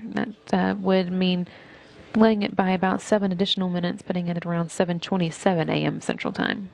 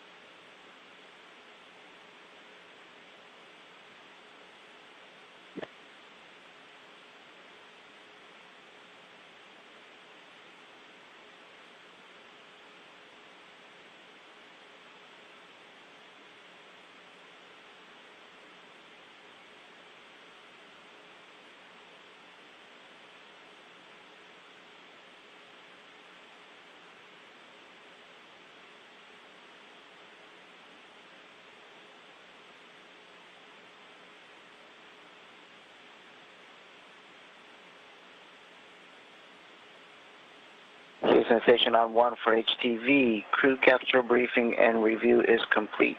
We are go for HTV approach to capture point.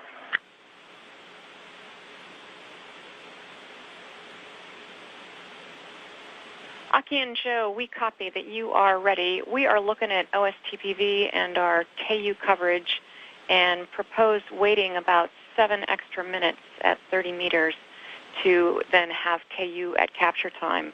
The consequence for you would be that it would be a capture during eclipse during the nighttime. We'd like to make sure you're comfortable with that. How copy?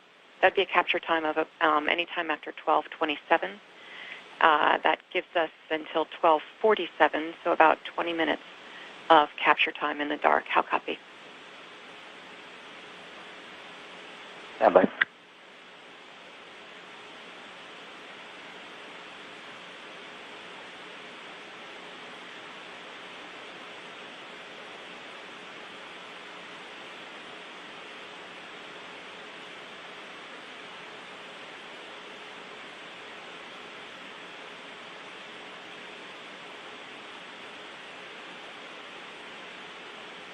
And Houston Station on 1 for HTV. We understand the KU coverage. One item from our point of view is that the tip-lee camera gets fuzzy in the dark, so we prefer to do it in the daytime if possible.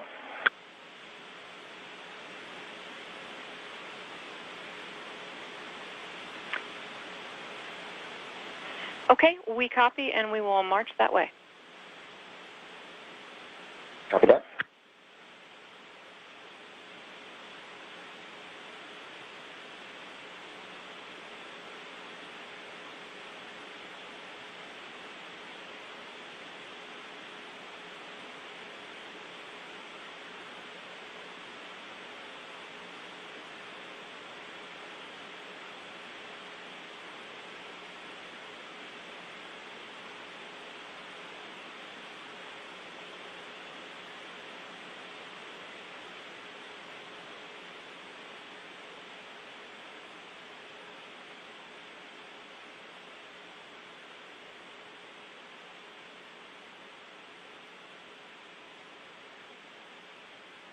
Houston Station on 1 for cameras. Go ahead for cameras. I'd like to reconfigure camera 13 just for the retreat monitoring, just to get a configure for that situation. Is that all right?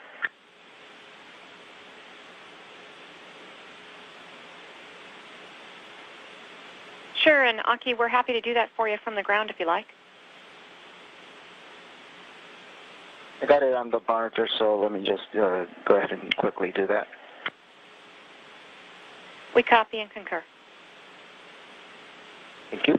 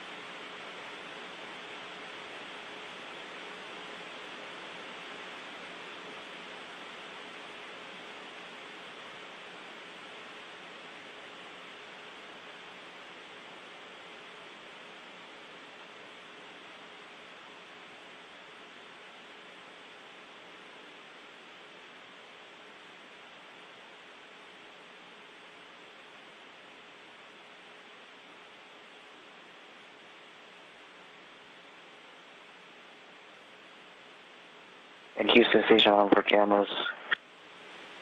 Go ahead for cameras.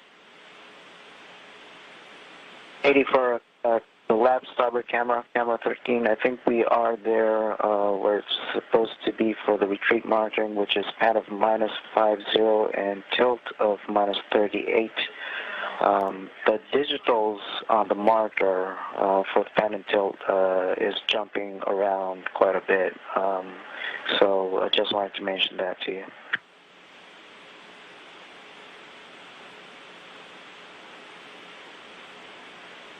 Aki, I copy. We concur those are the correct settings, and we copy the jitter in the numbers.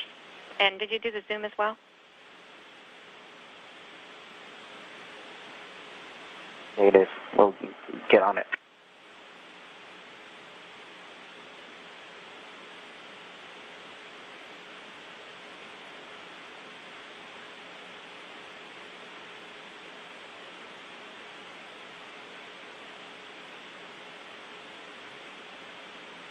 And Houston zoom is set at 0.6. Camera 13. We copy, and Jerry says he likes the view. Copy. Going back to camera 7.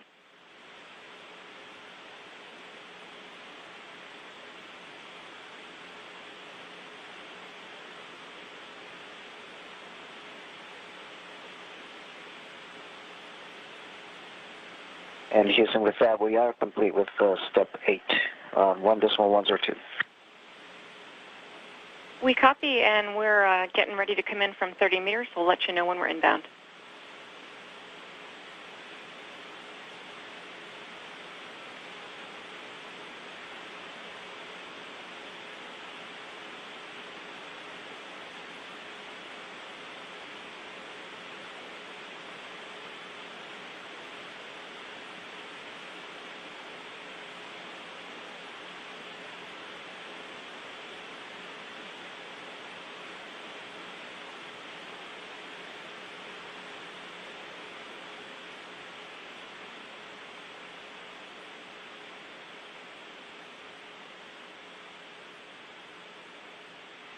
Station Houston, Conatore has begun approach from 30 meters.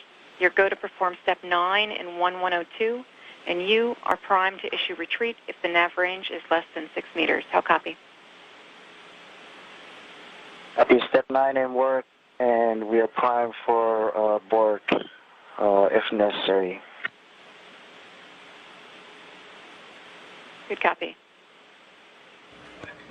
Flight Engineer Aki Hoshide there, getting word from Capcom Katie Coleman that the HTV is now making its final approach, moving out of that 30-meter hold that it's been in for about 20 minutes and into place for capture. So it's moving in from about 100 feet to a point about 40 feet away from the International Space Station, where the 58-foot-long Canadarm2 will be able to reach out and grab hold of it. Capture time is now right at 30 minutes away, scheduled for 7:20 a.m. Central Time. Team here on the ground briefly discussed delaying that to give us video coverage of the actual capture, but due to lighting constraints, the crew preferred not to do that. So we're sticking with the 7 a.m. or 7:20 a.m. grapple time. We're ready. Your camera 7. White strobe is within the crew abort corridor limits. Vehicle size is a little smaller than the vehicle outline. White strobe position.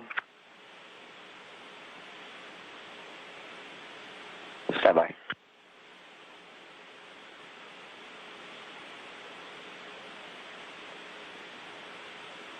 And the white strobe position is a little hard to see in the light, but it's about the same as the strobe tracker circle. The strobe tracker position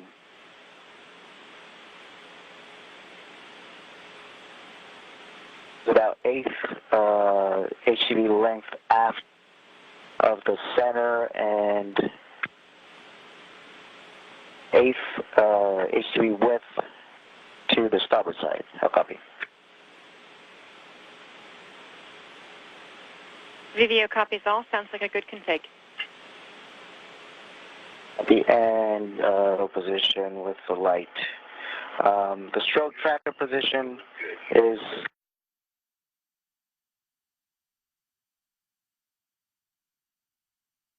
less than 1/8 of the HTV length aft and about 1/4 HTV width to the starboard side. How copy?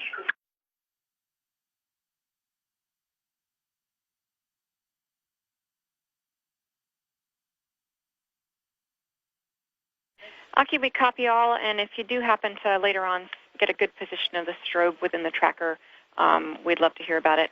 I'm looking at the times here, and just to give you some situational awareness, we expect to arrive at the capture point at 12:09, and the latest we could give you a go and still capture in the daytime is 12:18, and that's because we lose. It becomes dark at 12:28.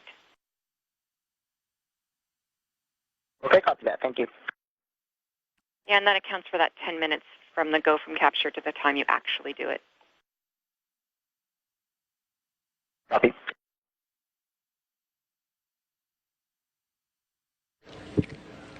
Hoshidi there has been giving the ground a report on the various cameras he and his crewmates are going to be using to monitor the HTV-3's approach. Several different items that he checks on each camera several times over the course of the vehicle's approach, including the size of the vehicle as it's approaching and various strobe lights and tracker positions. And in addition, you heard Coleman there reporting that as the HTV moves in on its final approach, it should be at the capture point at 7:09 a.m. Central Time. Again, capture is actually scheduled for 7:20 a.m. Central Time, which is now 25 minutes away.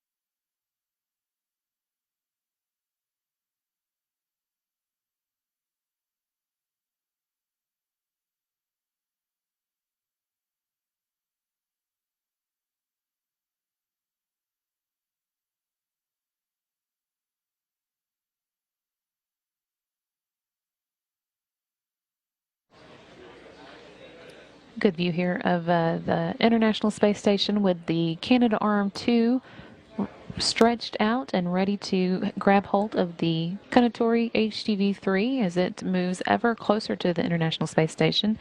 It's getting close now to wrapping up its week-long journey from Tanegashima Space Center in southern Japan. It launched from there on July 20th and has been making its way to the space station since. It's now moving from that 30-meter point that it had been held out, a little bit less than 100 feet away from the International Space Station, into a point about 40 feet away from the space station, which puts it well within reach of the 58-foot-long Canadarm2 that flight engineer Aki Hoshide will be using to capture it with help from flight engineers Joe Akaba and Sonny Williams. We're now 20 minutes away from the capture and about 11 minutes away from the arrival at the capture point. Again, that's about 40 feet away from the space station.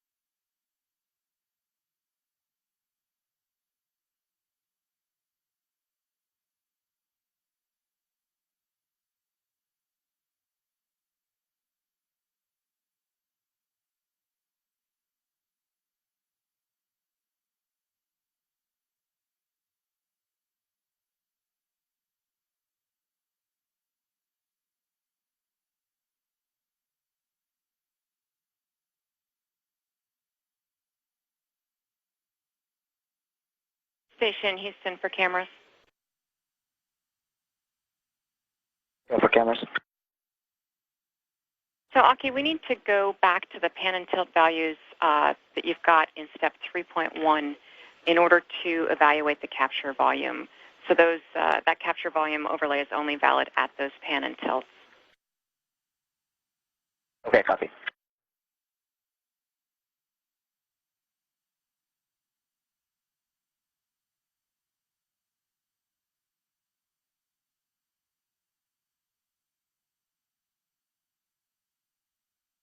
You could just make out in this view the grapple pin that is on the left-hand side of the HTV there. It's about the size of your arm and is what the space station's robotic arm grabs onto. You could also see that it's getting very close now to the robotic arm, but still a few minutes away from its arrival at the capture point.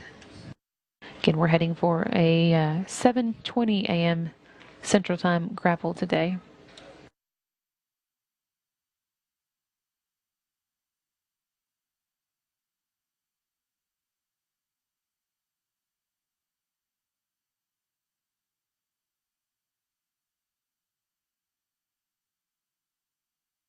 Houston Station for cameras. We adjusted camera 7 and 3. Let us know if you need some more tweaks.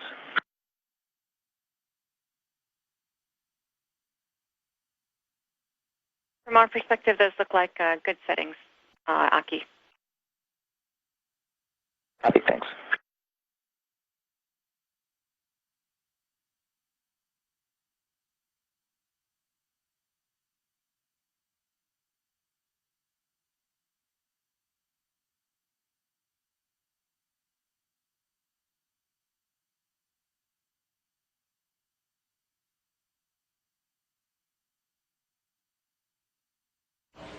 view here from the camera on the end of the space station's robotic arm. That again is what Hoshide and crewmates are going to be using to grab onto the HTV-3. You can see the HTV looming here in the middle of the screen as it moves ever closer and into position for today's capture at 7:20 a.m. Central Time.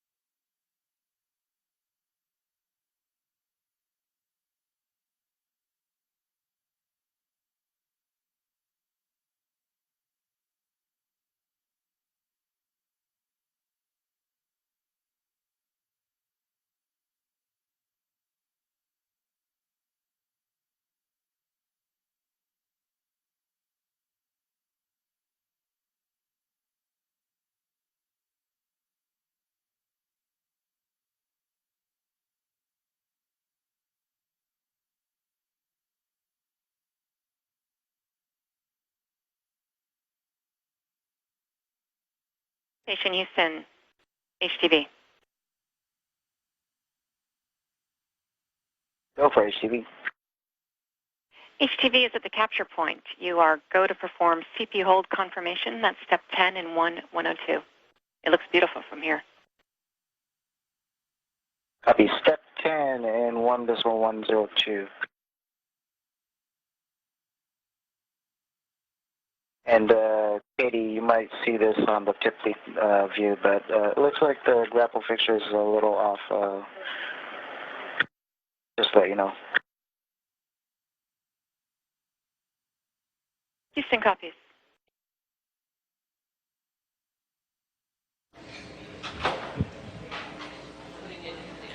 Capcom, Katie Coleman there confirming for the crew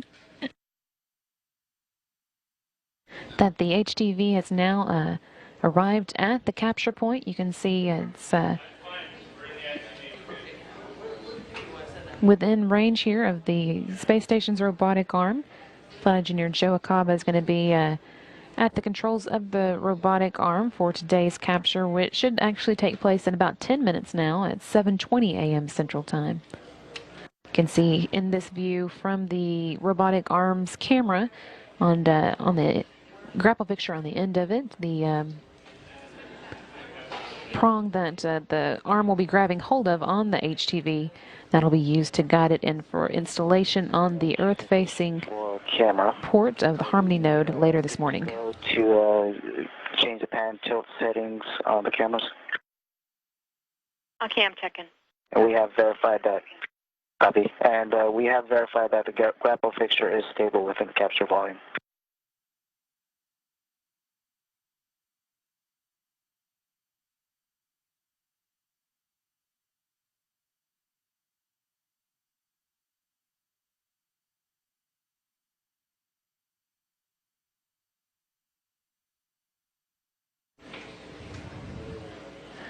Space Station and HTV are currently out of range of video downlink here, and will be out for a minute or so, and then we should get just a couple of minutes back, but we do not expect to have video at the actual grapple time. Again, that's coming up at 7:20 a.m. Central Time, just 8 minutes away now.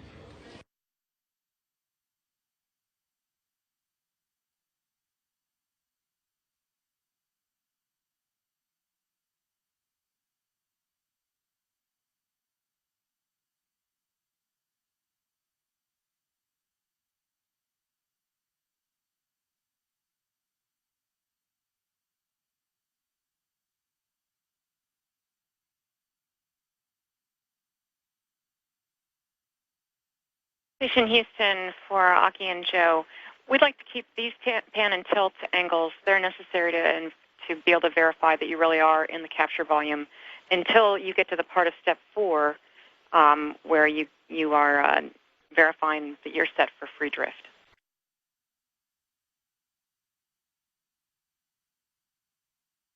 Okay, copy. And with that, step 10 is complete. We have confirmed that we are at capture point hold, and the grapple fixture is within the capture volume on both camera views.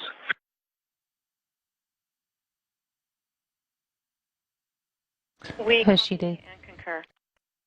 Hoshide there confirming that the Kunitori 3 or HTV 3 is at the capture point, ready for the space station's robotic arm to grab onto it, and within reach of the robotic arm's grapple fixture.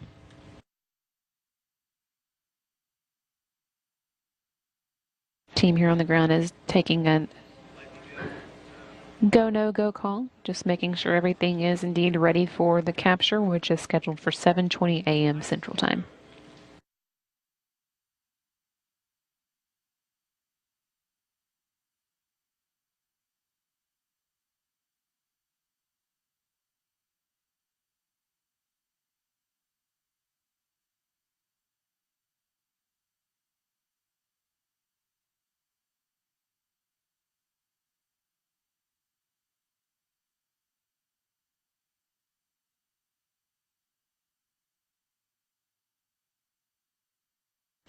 And the team here on the ground in the International Space Station Flight Control Room gave the final go for capture. Again, that should be about 5 minutes away now.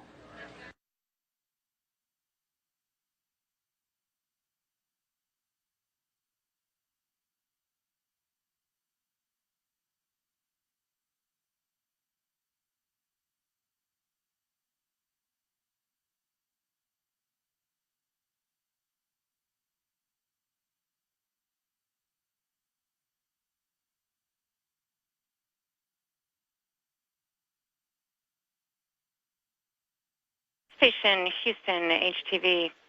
So FRGF SEP is enabled. Your go to perform the HTP command availability check. That's the first part of step 11 in 102. Copy step 11. We have verified HCP LED status. And we're happy with the lighting conditions right now for capture. So with that, capture prep confirmed and crew is ready for HTV capture. Copy. Stand by for your go.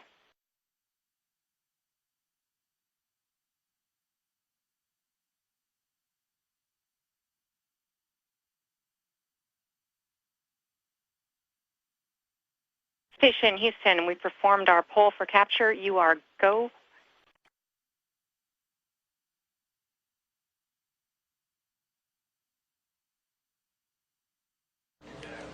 And as expected, the space station and HTV have moved out of video downlink range and also communication range for a few minutes, just as Coleman was getting ready to give them the go for capture.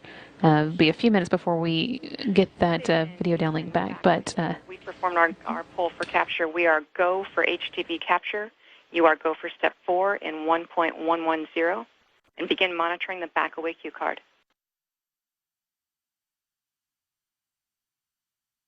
Copy. Go for capture. Go for step 4 in 1.110. Can work. As you heard, back in range of communication with the station, and Coleman gave them that go for capture. A few steps to go through before they actually perform the capture, including inhibiting the space station's thrusters and putting the HTV in free drift, but that should be coming up in the next few minutes. Again, we don't expect to have a video view of this capture because the schedule is running a bit behind today, but we should be able to follow along as the crew lets us know what they're doing on orbit. Capture again should be taking place around 7:20 a.m. Central Time.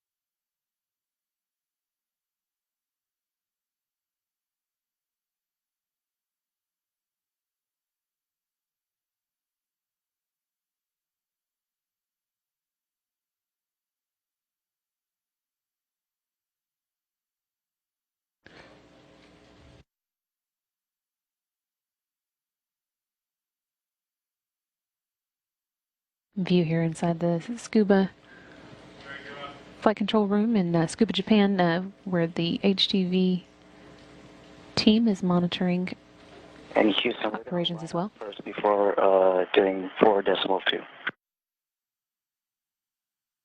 Houston copies. We're watching.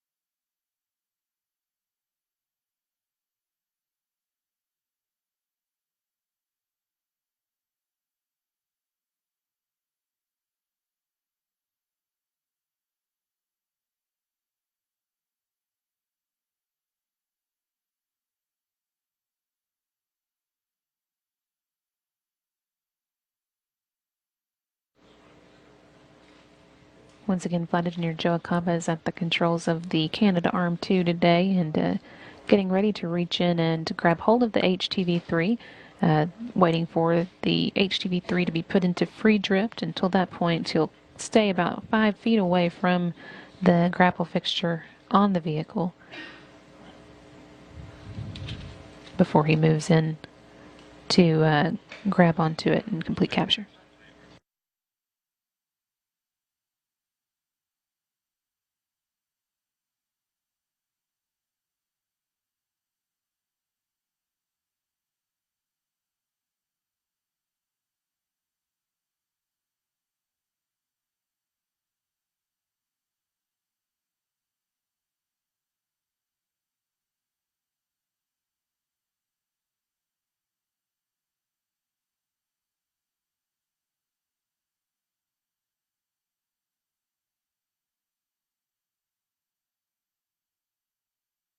Team here on the ground reports that the vehicle is in free drift and the arm is in motion, moving into capture.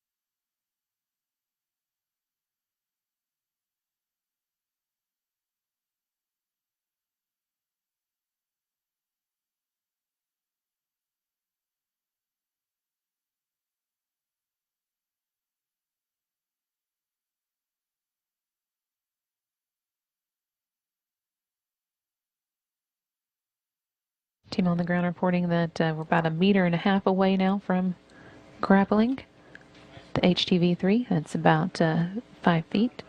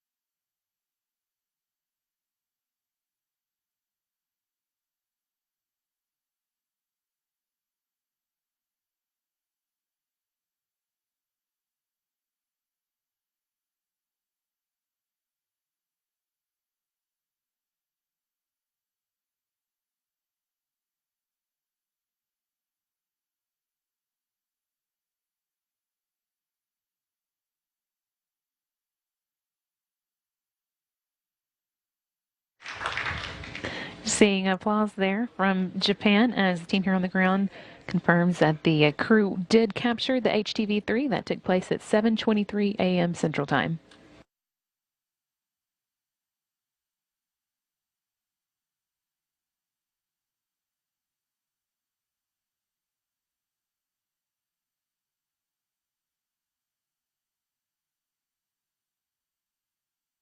Again, the team here on the ground has confirmed that the Kunitori 3, or White Stork, has been captured by the space station's Canadarm2, with Joe Acaba at the controls, as the station and HTV-3 were 253 miles above the southern Indian Ocean. And Houston and Tacoma from station on Space Ground 1. HTV capture is complete. You'll go for HTV post-capture reconfig. Congratulations to all the teams in Houston and Tacoma. 日本の皆さん、日本の技術と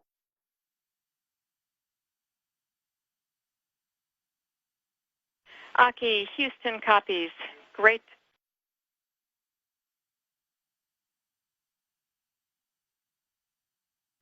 Congratulations to the ground there from flight engineer Anki Hoshide, who of course has been playing a big part in today's activities as the HTV was captured. Capcom Katie Coleman went to return the congratulations, but the station moved into a bad communication point. Congratulations on a great capture, and we'd like to welcome Konatori aboard.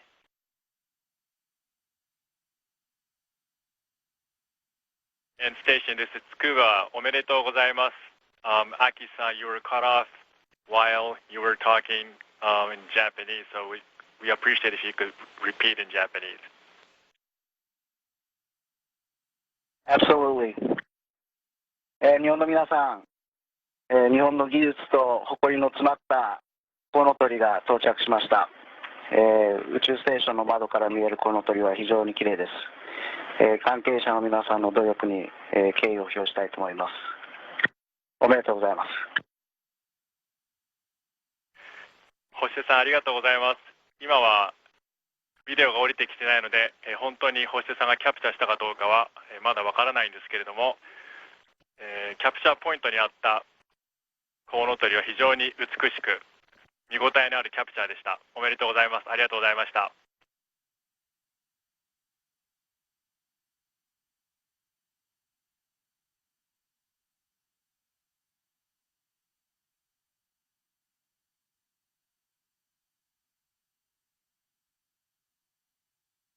And Houston Station on 1, or we go for step 4.5?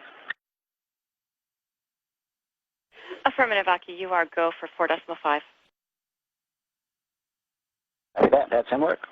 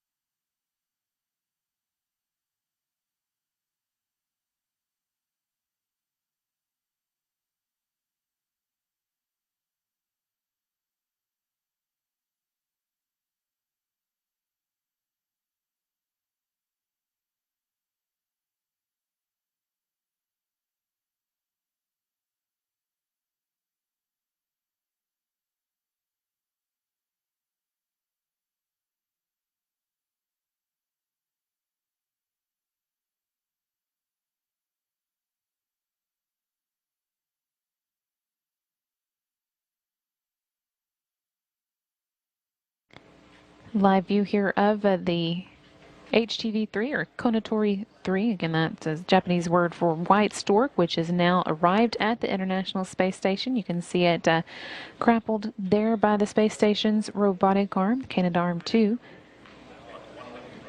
It arrived at 7:23 when it was captured 253 miles above the southern Indian Ocean.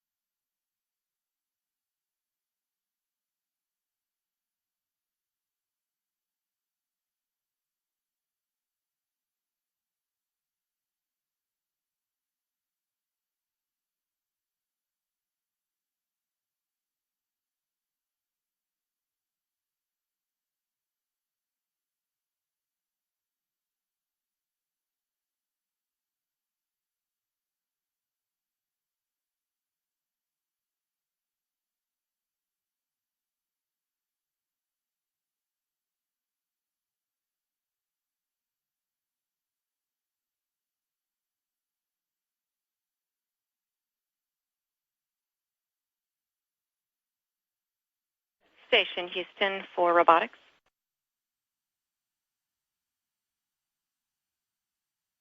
Ready, Houston? You are go for the maneuver to the expected capture position. That's step 5 in 1.110. Copy, step 5 and what?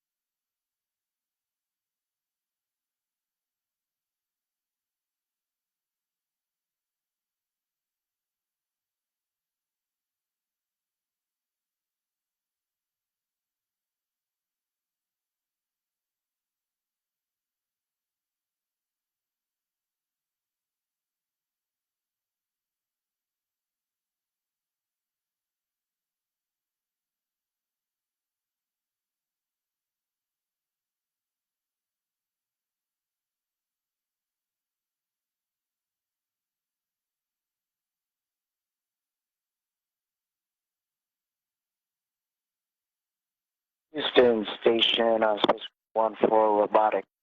Step 5 of 1.110 is complete. We copy, Aki. Nice work, you and Joe and Sunny today. Robo is ready to pick up from here, and we're expecting that we'll be picking up on the timeline kind of on time, depending on the lighting that he finds for PCBM inspection. Okay, copy that. Enjoy it, Jason. You've got one happy Robo in this room, I'll tell you that, Aki and Joe. Thanks very much. Really nice work today, all three of you. You dancing?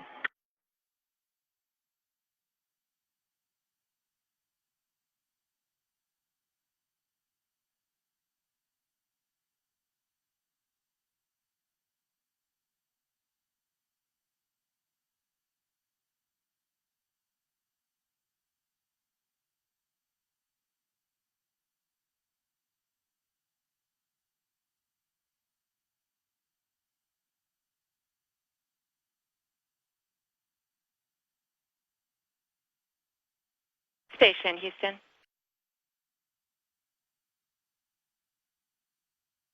Ready? Hey, This is Mission Control Houston. You heard there just a moment ago, Orbit team, Capcom. Orbit 2. But David Korth and his team would like to just thank you all three of you, Aki, Sunny, and Joe, for really nice work today. I think we couldn't have had a better day, and we're looking forward to a great HTV mission. And we'll hand you over to Ed Van Cise and Shel Lindgren. Hey, likewise.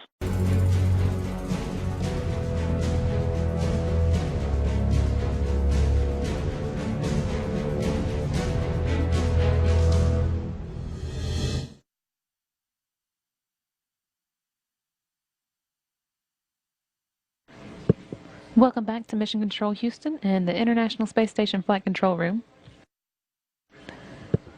We are back a little earlier than planned because the crew has gotten ahead in their timeline and are actually in the process of moving the Conatory 2 HTV-3 vehicle into position for its installation today at the International Space Station. The Conatory 2 arrived at the space station at 7:23 a.m. Central Time when flight engineer Joe Acaba used the space station's 58-foot-long robotic arm, Canadarm2, to grab it, and that sets the stage for today's actual installation of the vehicle to the Earth-facing port of the Harmony node at the International Space Station. That'll complete the Conatory 3's journey to the space station, which began last week on July 20th when it launched from Tanegashima Space Center in southern Japan.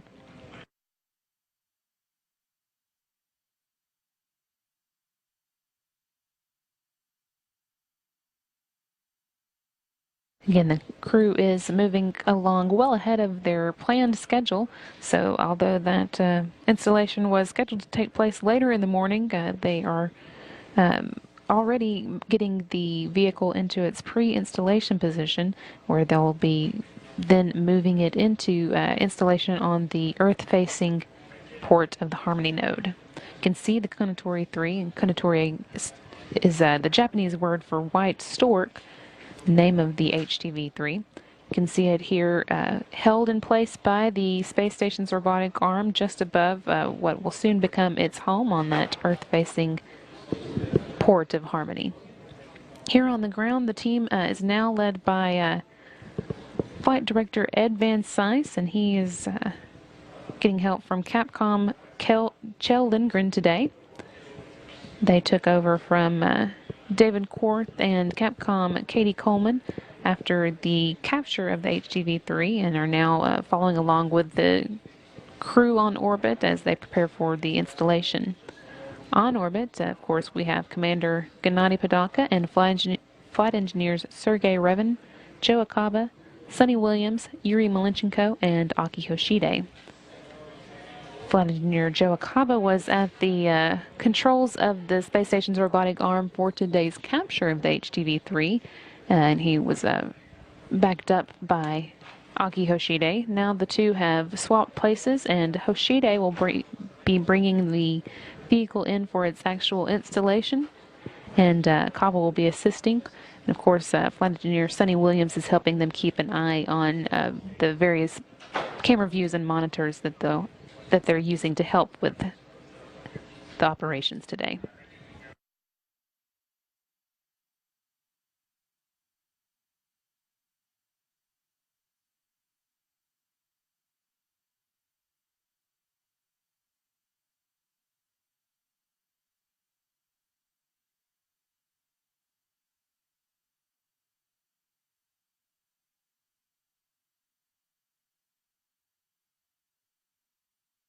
There will be a couple of major steps for the installation once they are ready to move it into the common berthing mechanism on that Earth-facing Harmony port.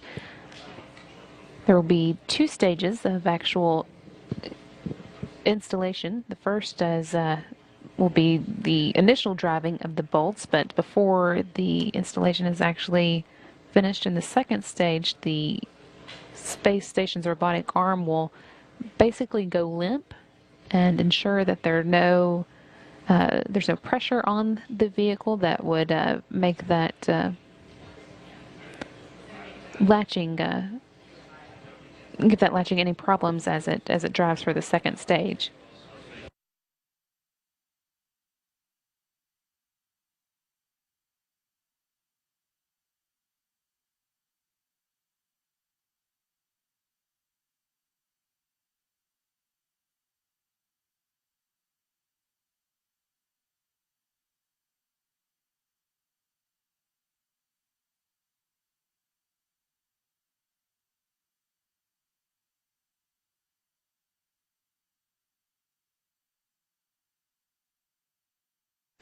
Before the team here on the ground began moving the vehicle into this pre-installation position, they used the cameras on board the space station to perform an inspection of the common berthing mechanism that's on the HTV side of the equation, and that went very well and also very quickly, which is why the crew is so far ahead of their timeline today.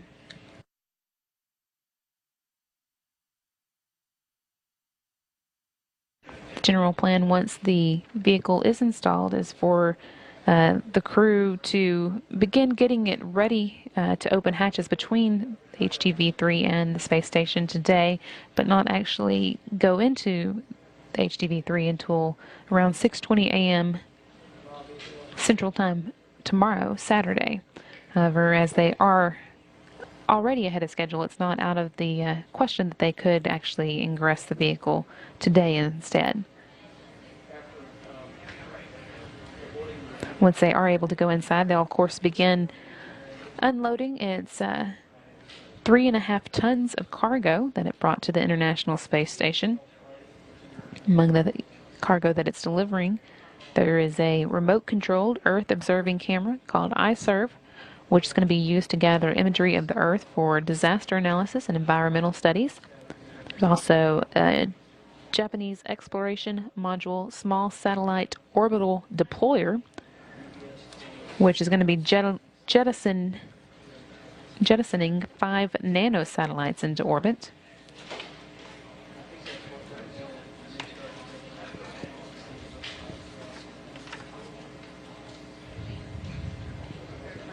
That's going to allow us to see whether small satellites can be released into orbit without spacewalk, so that'll be an interesting experiment. The 5 satellites that it'll be releasing are CubeSats, which are miniaturized satellites that are small enough to be held in one hand, about 4 inches cubed.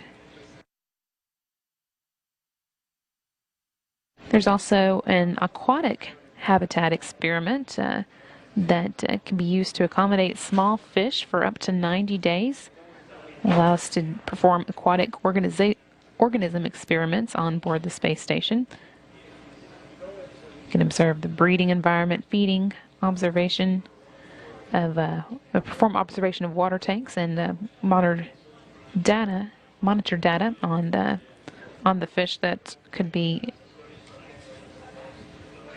observed there.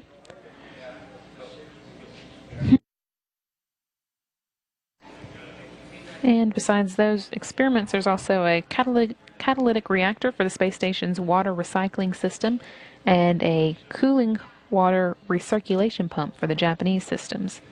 That's all in the pressurized section of the HTV-3. One of the things that sets the HTV apart from other cargo vehicles is that it can bring not only pressurized cargo to the space station, but also unpressurized or external cargo, bringing up a couple of systems on its external pallet, including a Japanese multi-mission consolidated equipment set and also NASA's communications, navigation, and networking reconfigurable test bed. Those will be unloaded from the HTV-3 using the station's robotic arms, both the space station's large Canadarm2, which is being used to actually capture the HTV-3 today, as well as the Japanese robotic system. The external cargo will begin being unloaded on August 6th.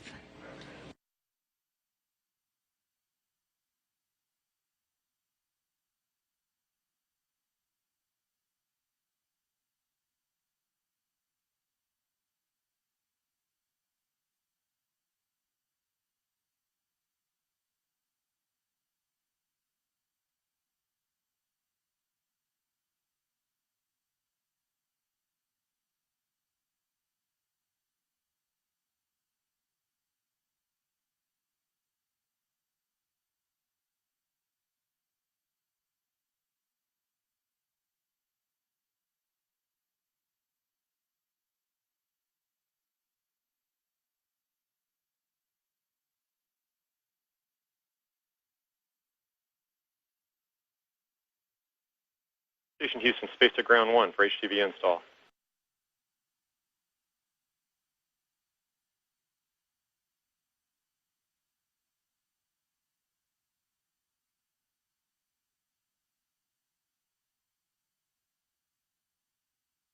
Go ahead, Joe, we're with you.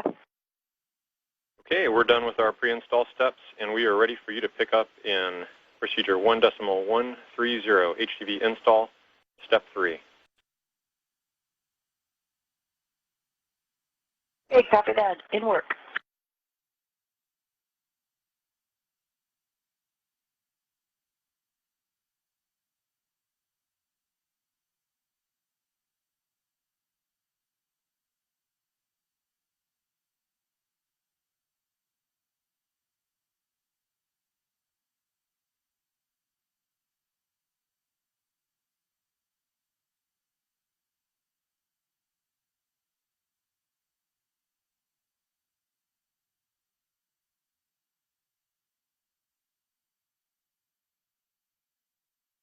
Heard there a moment ago, Flight Engineer Sonny Williams confirming with today's Capcom Kjell Lindgren that the team here on the ground has completed their part in moving the HTV-3 into position, what's called the pre-install position, getting it ready for its actual upcoming installation. For step 3, we see thrusters disabled.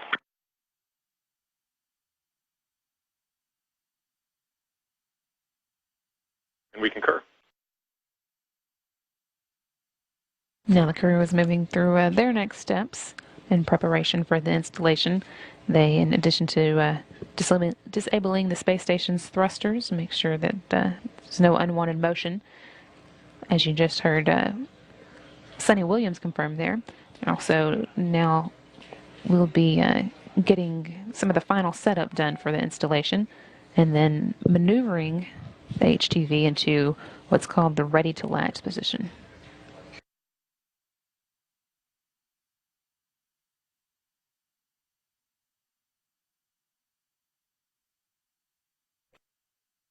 And Station Houston on 1 for HTV install. Go ahead, Joe, we're with you. Hey, we're going to go back on our last call. We're still waiting on getting the thrusters disabled, so stand by. Okay, copy that.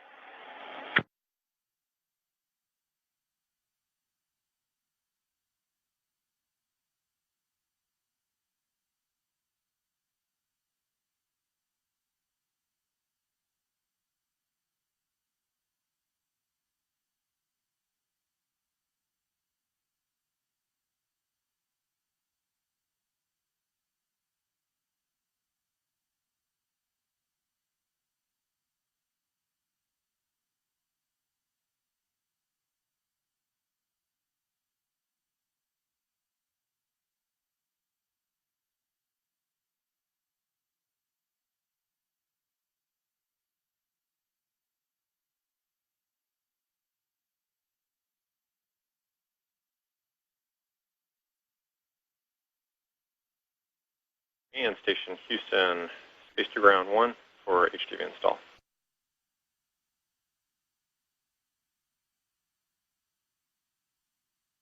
Go ahead. Okay, so step 3 is now complete, and you're going to pick up in step 4. Okay, step 4, and sorry if I caused a little confusion with my call earlier. That was just confirming the things I was checking was complete. Nope, no worries at all. We were just waiting for the hardware to catch up with our commands.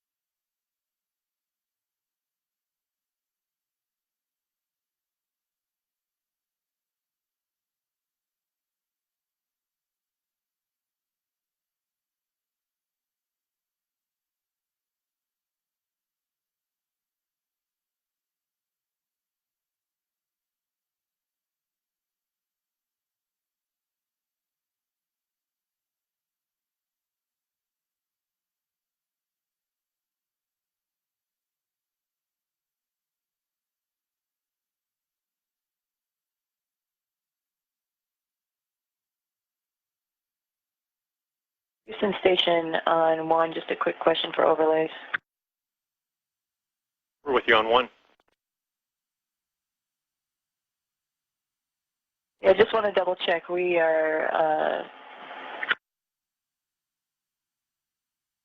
Earth and Camera System and then CBCS visiting vehicle. Is that correct? That's correct. Okay, thanks. Just wanted to double check.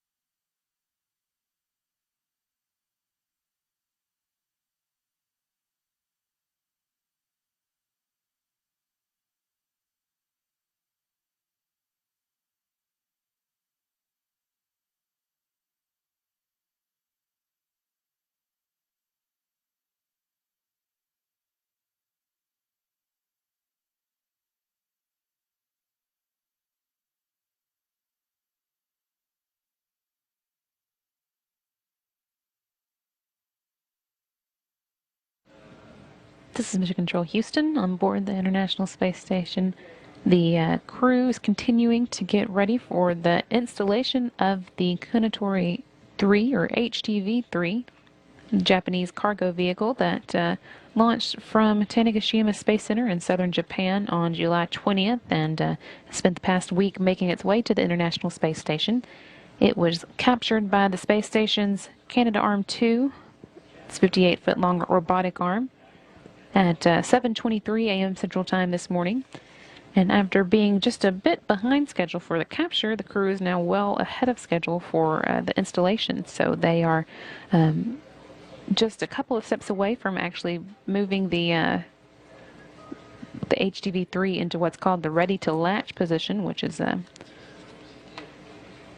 where they are ready to actually latch the bolts that will begin the installation of the HTV-3 on the Earth-facing port of the Harmony node. The HTV will be at the space station until September. Ready to press in for RTLs.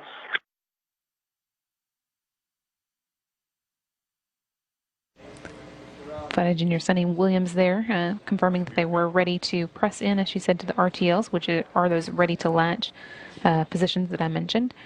As I was saying, the HTV will be at the space station until September as the crew unloads the 3.5 tons of cargo that it brought to the space station and then fills the vehicle back up with trash and used supplies to send away from the space station. And the vehicle will be allowed to burn up in the Earth's atmosphere, effectively getting rid of that trash and supplies.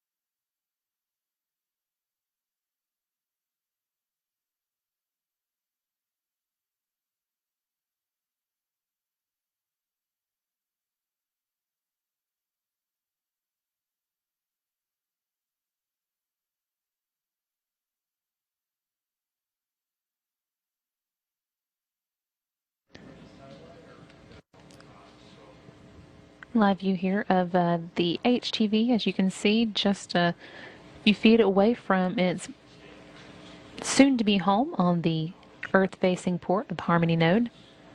Crew will be moving it into what's called the ready-to-latch position shortly, and that will basically be moving it into place on that port, but not latching it just yet. And all there are 16 bolts that will be used to hold the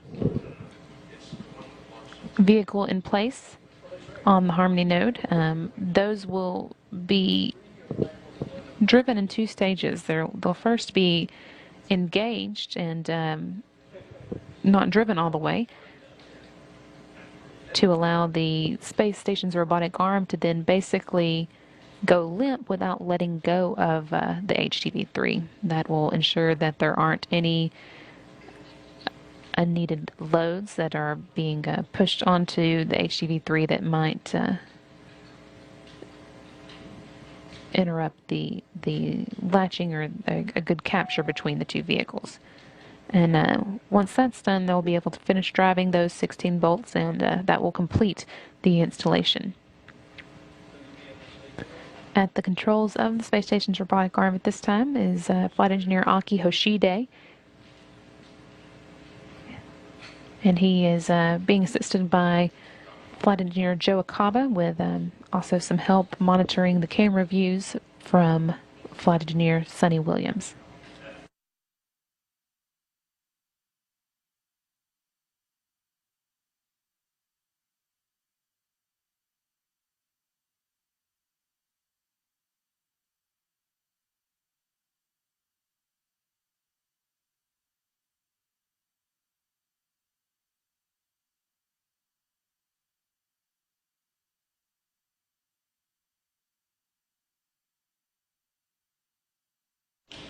It's difficult to see because the operation is done so slowly and carefully, but the vehicle is in motion to that ready to latch position, which is basically getting it into place again on the port, the Earth-facing port of the Harmony node.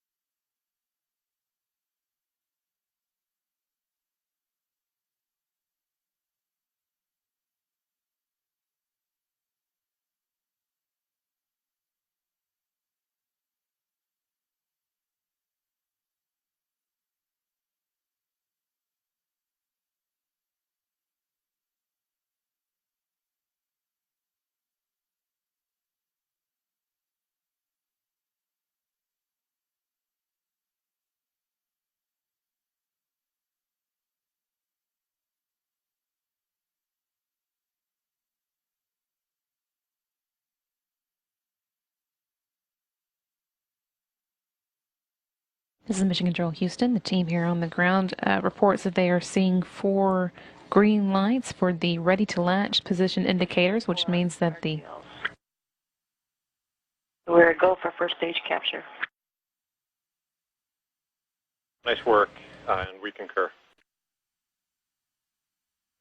And Flight Engineer Sonny Williams there confirming that the HTV-3 or Kunatori 3 is in its ready-to-latch position, which means that they can begin now driving the bolts for the first stage capture. This again is just the initial part of the installation, and after it's been performed, the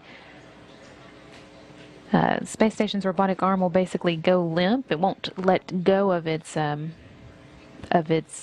grip on the Kunatori just yet, but it will release any pressure it might be pushing on the vehicle so that it can ensure that there's no additional loads put on the bolts as they're driven.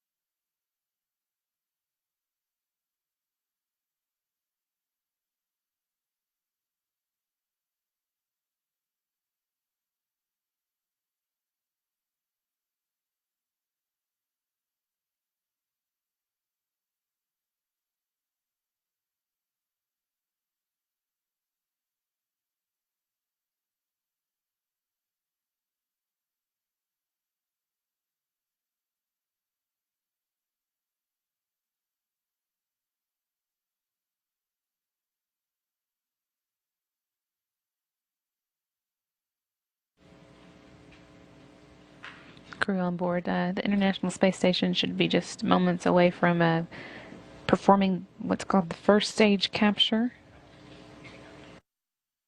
of the HTV-3. That's the initial driving of the 16 bolts that are going to hold it in place on the International Space Station. That does not mark the final installation, though. That will come with the second stage capture after the space station robotic arm has been allowed to go limp and ensure that it doesn't push any unwanted loads onto the vehicle. One for CBM. Just want to check for stable attitude control config and confirm that RS thrusters are disabled. And that is confirmed. You will go for step 4. Copy, step 4 and work. Step 4 of this procedure is performing the actual first stage capture, and that should take about less than 15 seconds.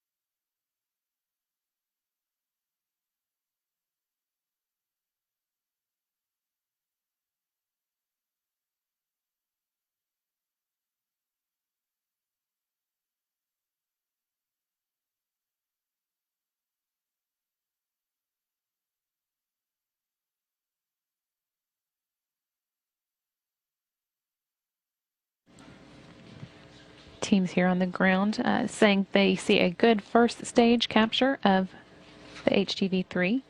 Again, this is not the final word in installation. That'll come with a second stage capture, which should be... Step 4 is complete. We got to go for SSRMS mode to limp.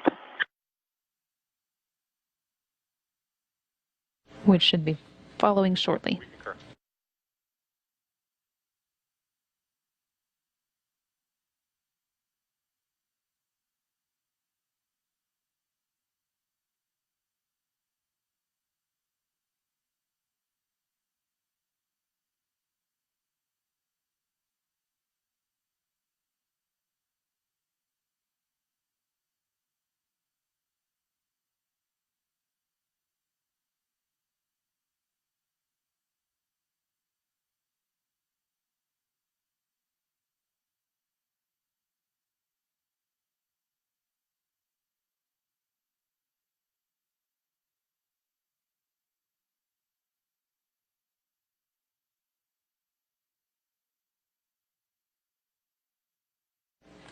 Space Station's robotic arm is now gone limp. Again, that makes sure that it doesn't put any pressure or weight or loads on the HTV-3 as the bolts are driven for their final stage capture. CBM operator from the SSRMS operator. SSRMS mode to limp is complete. For the CBM operator, you have a go for second stage capture. Houston copies, and we are putting 5.2.1 into work.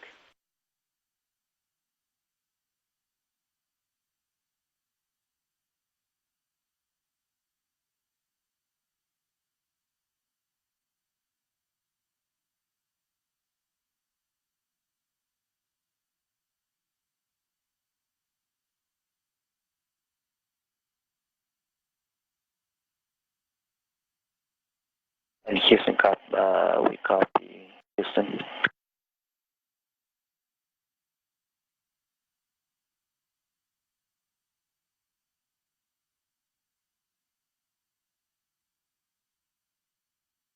And 5.2.1 is on board, so you are go to press. Copy, we'll pick up in 5.2.2. As the crew makes their final preparations before the final installation of the HTV-3, they happen to be flying about 250 miles above Tanegashima, just east of Tanegashima, which of course is where the HTV 3 launched from a week ago on July 20th, beginning on its journey to the International Space Station. We should be just a few moments away from the second stage capture, driving the 16 bolts that's going to hold the HDV-3 to the International Space Station during its stay in space, and that again will confirm its installation at the space station.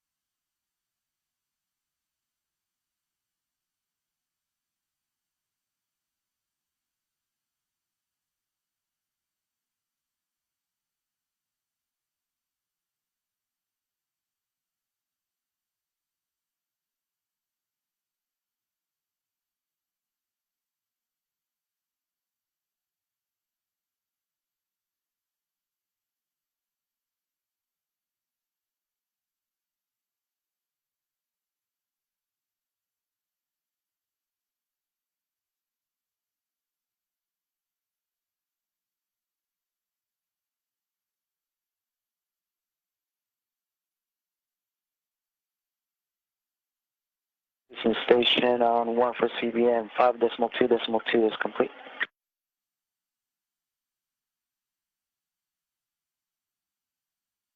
Copy, and 5.3.1 is in work. Copy, standing by.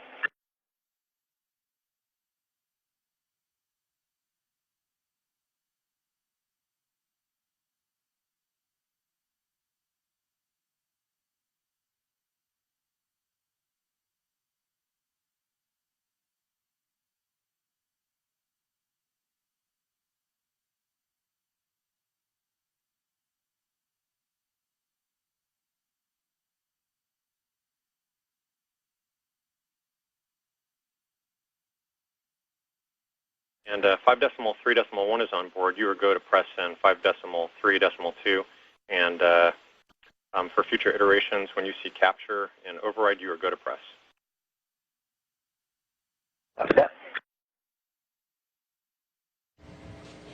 For this second stage capture, the crew will go through an incremental process, slowly capturing to different degrees, starting with 130, which they just completed, and then moving down to 100, then 70 degrees, and 40, then moving down to 12 degrees before they finish the procedure.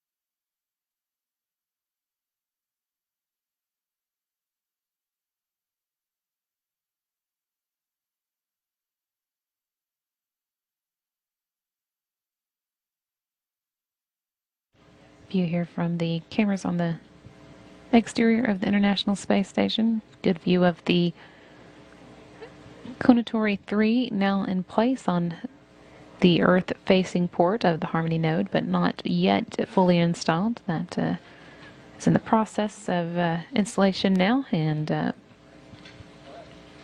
should be coming soon.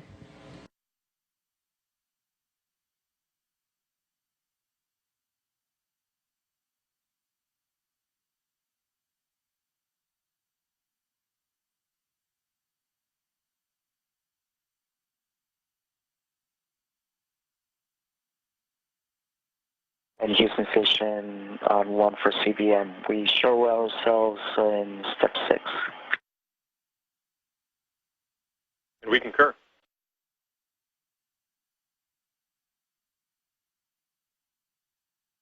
That call from the crew confirms that we now have that second stage capture that we've been waiting for, marking the official installation of the Kounotori 3 or HTV-3 to the International Space Station, delivering officially its 3.5-ton cargo to the station. That took place at 9:34 a.m. Central Time, while the space station was 253 miles above the North Pacific Ocean. Again, that official time was 9:34 a.m. Central Time for the installation of the HTV-3 to the Earth-facing port of the Harmony node.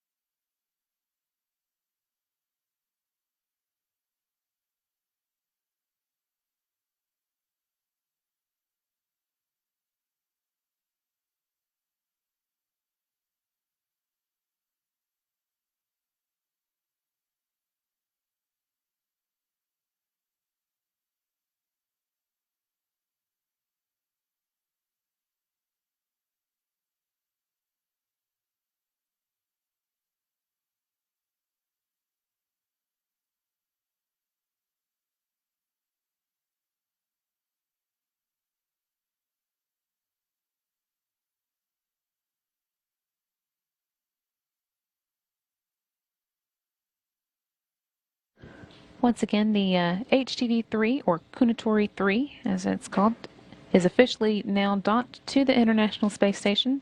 The installation occurred at 9:34 a.m. Central Time, while the station and HTV-3 were 235 miles above the North Pacific Ocean. That marks the end of its week-long journey to the space station, which started on July 20th, when it launched from Tanegashima Space Center in southern Japan, and now has delivered its 3.5 tons of cargo.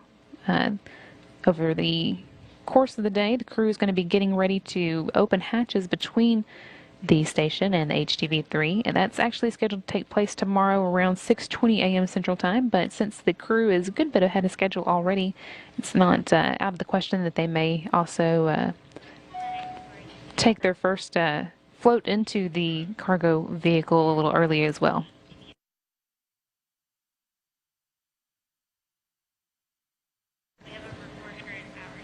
crew will be unloading the pressurized cargo of the HDV-3 over the next several weeks, and it will be staying at the space station until September.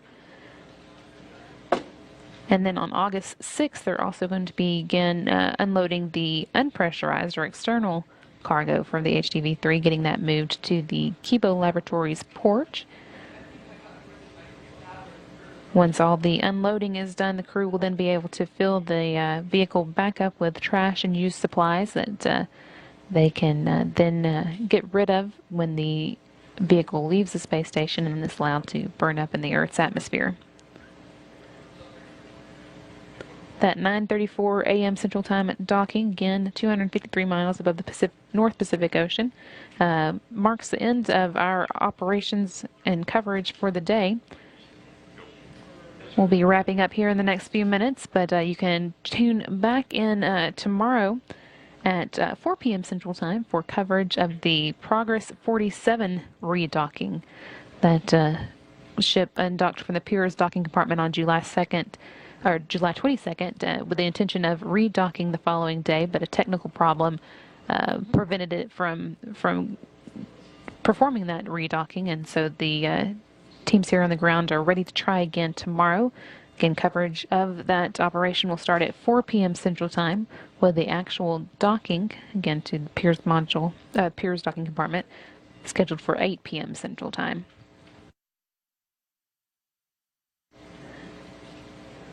Until then, that will wrap up our coverage of operations on the International Space Station for the day. This is Mission Control Houston.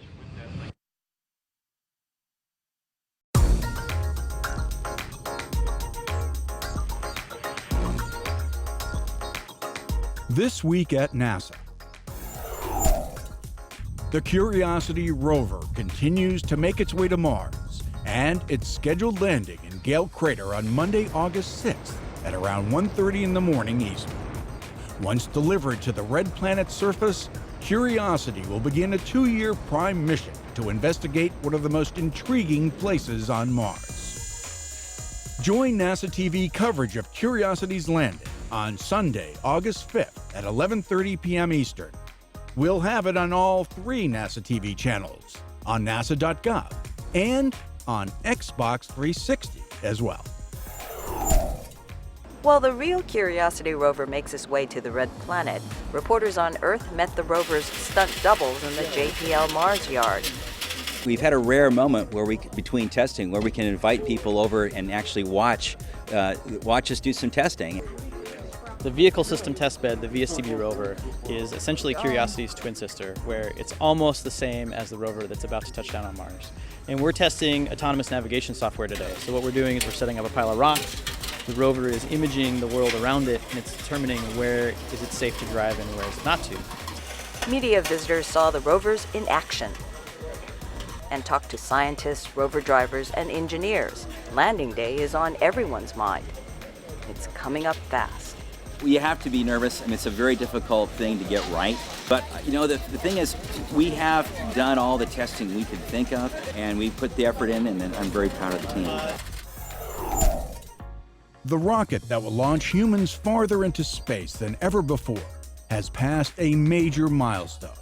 The Space Launch System program completed a combined system requirements and system definition review, which set technical, performance, cost, and schedule requirements to provide on-time development of the overall launch vehicle system. SLS now moves ahead to the preliminary design phase of the heavy lift rocket that will carry NASA's Orion spacecraft and other payloads and provide an entirely new capability for human exploration beyond low Earth orbit. The first test flight is scheduled for 2017.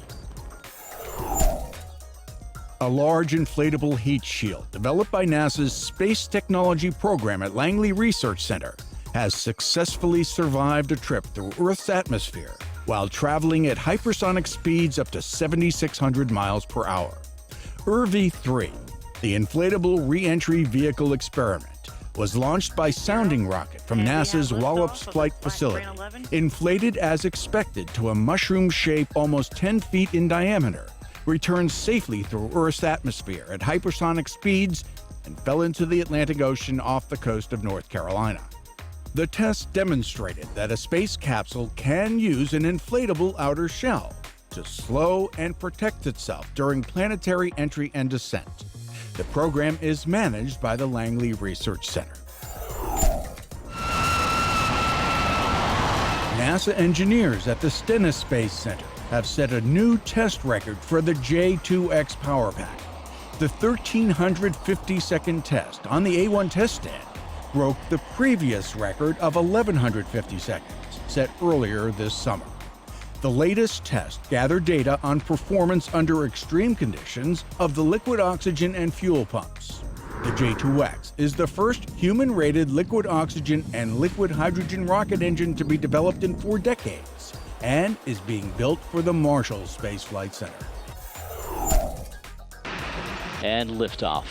Liftoff of the HTV-3 on its way toward the International Space Station. The successful July 20th launch of Kanatori 3, the H-2 transfer vehicle from the Tanegashima Space Center in southern Japan, was followed 7 days later by the arrival of the unpiloted cargo ship at the International Space Station. HTV-3 was captured by the ISS crew using the station's robotic Canadarm2, then berthed to a docking port on the Earth-facing side of the Harmony node.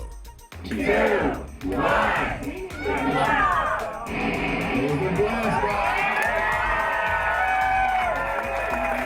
Glenn Research Center employees watched the launch of the HTV-3 with heightened interest. Among the almost 4 tons of supplies, experiments, and hardware HTV-3 is delivering to station is the Space Communications and Navigation, or SCAN, testbed. Designed and built at Glenn, the device will allow researchers to conduct experiments which could lead to a new generation of space communications. Also on board, a remote-controlled Earth-observing camera system named iSerb Pathfinder. The new imaging instrument, designed and built at the Marshall Space Flight Center, will acquire imagery of specific areas of the globe for disaster analysis and environmental studies. The program is operated as a partnership between NASA and the U.S. Agency for International Development.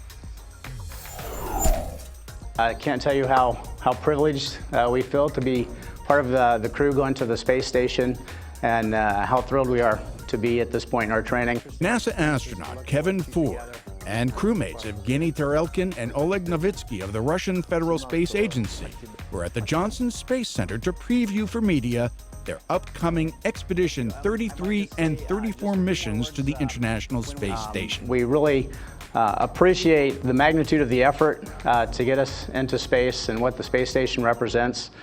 So few people get to fly up there compared to the number of people who invest their lives in it. A prior briefing outlined mission priorities and objectives, including hundreds of research experiments, a Russian spacewalk, international and commercial cargo deliveries to the complex, and a commercial cargo demonstration flight. During this 6-month period for Expedition 33 and 34, we'll see over 198 experiments active on the space station, with hundreds of participating scientists across the entire partnership around the world. The trio is scheduled to launch to the station aboard a Soyuz spacecraft on October 15th. Once there, they'll join NASA astronaut Sonny Williams, Japan Aerospace Exploration Agency astronaut Aki Hoshide, and Russian cosmonaut Yuri Malenchenko to round out the Expedition 33 crew. The museum in Washington, D.C. served as the site of a joint news conference by NASA and the U.S. Geological Survey to highlight 40 years' worth of accomplishments by Landsat, the world's longest-running Earth-observing satellite program. No other satellite program in our country or in any other nation in the world comes close to having the historical length and breadth and the continuity and the coverage of the Landsat archive. NASA launched the first Landsat satellite on July 23, 1972. The resulting 4 decades of imagery from the fleet of Landsat satellites forms an impartial, comprehensive, and easily accessed register of human and natural changes on the land. This information supports the improvement of human and environmental health, biodiversity, energy and water management, urban planning, disaster recovery, and crop monitoring. It's really by stepping back and looking at the Earth, observing these changes in their context from space, can we really understand what's happening. Hopefully you will enjoy the opportunity to present to your peers. Administrator Charlie Bolden helped welcome to headquarters members of the next generation of idea makers. The Ideas in Flight program provided a forum for summer interns in NASA's Aeronautics Research Mission Directorate to give what I did this summer type presentation. Topics ranged from intelligent aircraft engines to technologies for reducing harmful emissions. Ideas in Flight was designed to provide unique hands-on experiences in careers related to science, technology, engineering, and math. Also at NASA headquarters, the Science Mission Directorate sponsored the Develop program's annual Summer Highlight presentation. Presentations were given by young professionals and students who worked on Earth observation research projects this summer, focusing on environmental issues around the globe. The students really benefit because they get the exposure and they've got a nice thing at the end of the summer. They can go back and tell their family and friends and other students that they've made a difference for the summer. Mentored by NASA and partner agency scientists, Develop interns extend NASA Earth science data and technology to policy and decision makers. Kevin Ford in control of the stick at this moment. Discovery now going subsonic, the fleet-leading shuttle announcing its arrival at the landing site with a pair of sonic booms. When Space Shuttle Discovery touched down at Edwards Air Force Base in Southern California on September 11, 2009 to conclude mission STS-128, no one could have foreseen that it would be the last of 54 such landings at the famed Desert Air Base.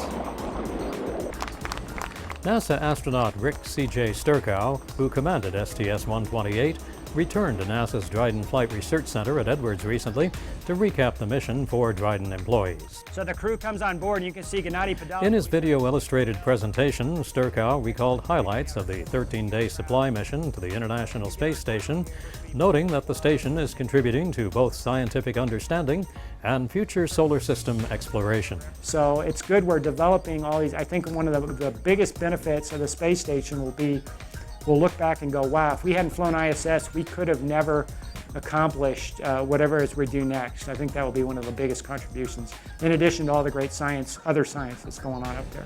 15 of Discovery's 39 missions landed at Edwards, the remainder at NASA's Kennedy Space Center in Florida. The retired space shuttle is now enshrined at the Smithsonian National Air and Space Museum's Udvar Hazy Center near Washington, D.C. 20 years ago, on July 31st, 1992, Space Shuttle Atlantis launched from the Kennedy Space Center on STS-46. Atlantis' crew consisted of Commander Lauren Shriver, pilot Andrew Allen, mission specialist Jeff Hoffman, Franklin Chang Diaz, Marcia Ivins, and Claude Nicollier, and payload specialist Franco Malerba. One of the mission's primary objectives was called off. The joint NASA-Italian Space Agency Tethered Satellite System, or TSS, was restowed and returned to Earth after a jammed tether line prevented deployment. Meanwhile, the European Space Agency's European Retrievable Carrier was deployed successfully. Atlantis and crew returned nearly 8 days later to conclude the mission. It meant a lot to me to have the opportunity to go into space, and it meant a lot to me to be the first woman that was chosen. When Sally Ride passed away recently at age 61, she left a legacy of accomplishment and inspiration. As the first American woman in space, Ride proved there was nothing to which a young girl could not aspire. And as a former astronaut, she continued to reassure young women, and young men too, that careers in science and exploration can be exciting, fun, and rewarding. Sally Ride will be missed not only by the NASA family, but also countless millions of Americans and citizens of the world. And that's This Week at NASA. For more on these and other stories, or to follow us on Facebook, Twitter, and other social media, log on to www.nasa.gov.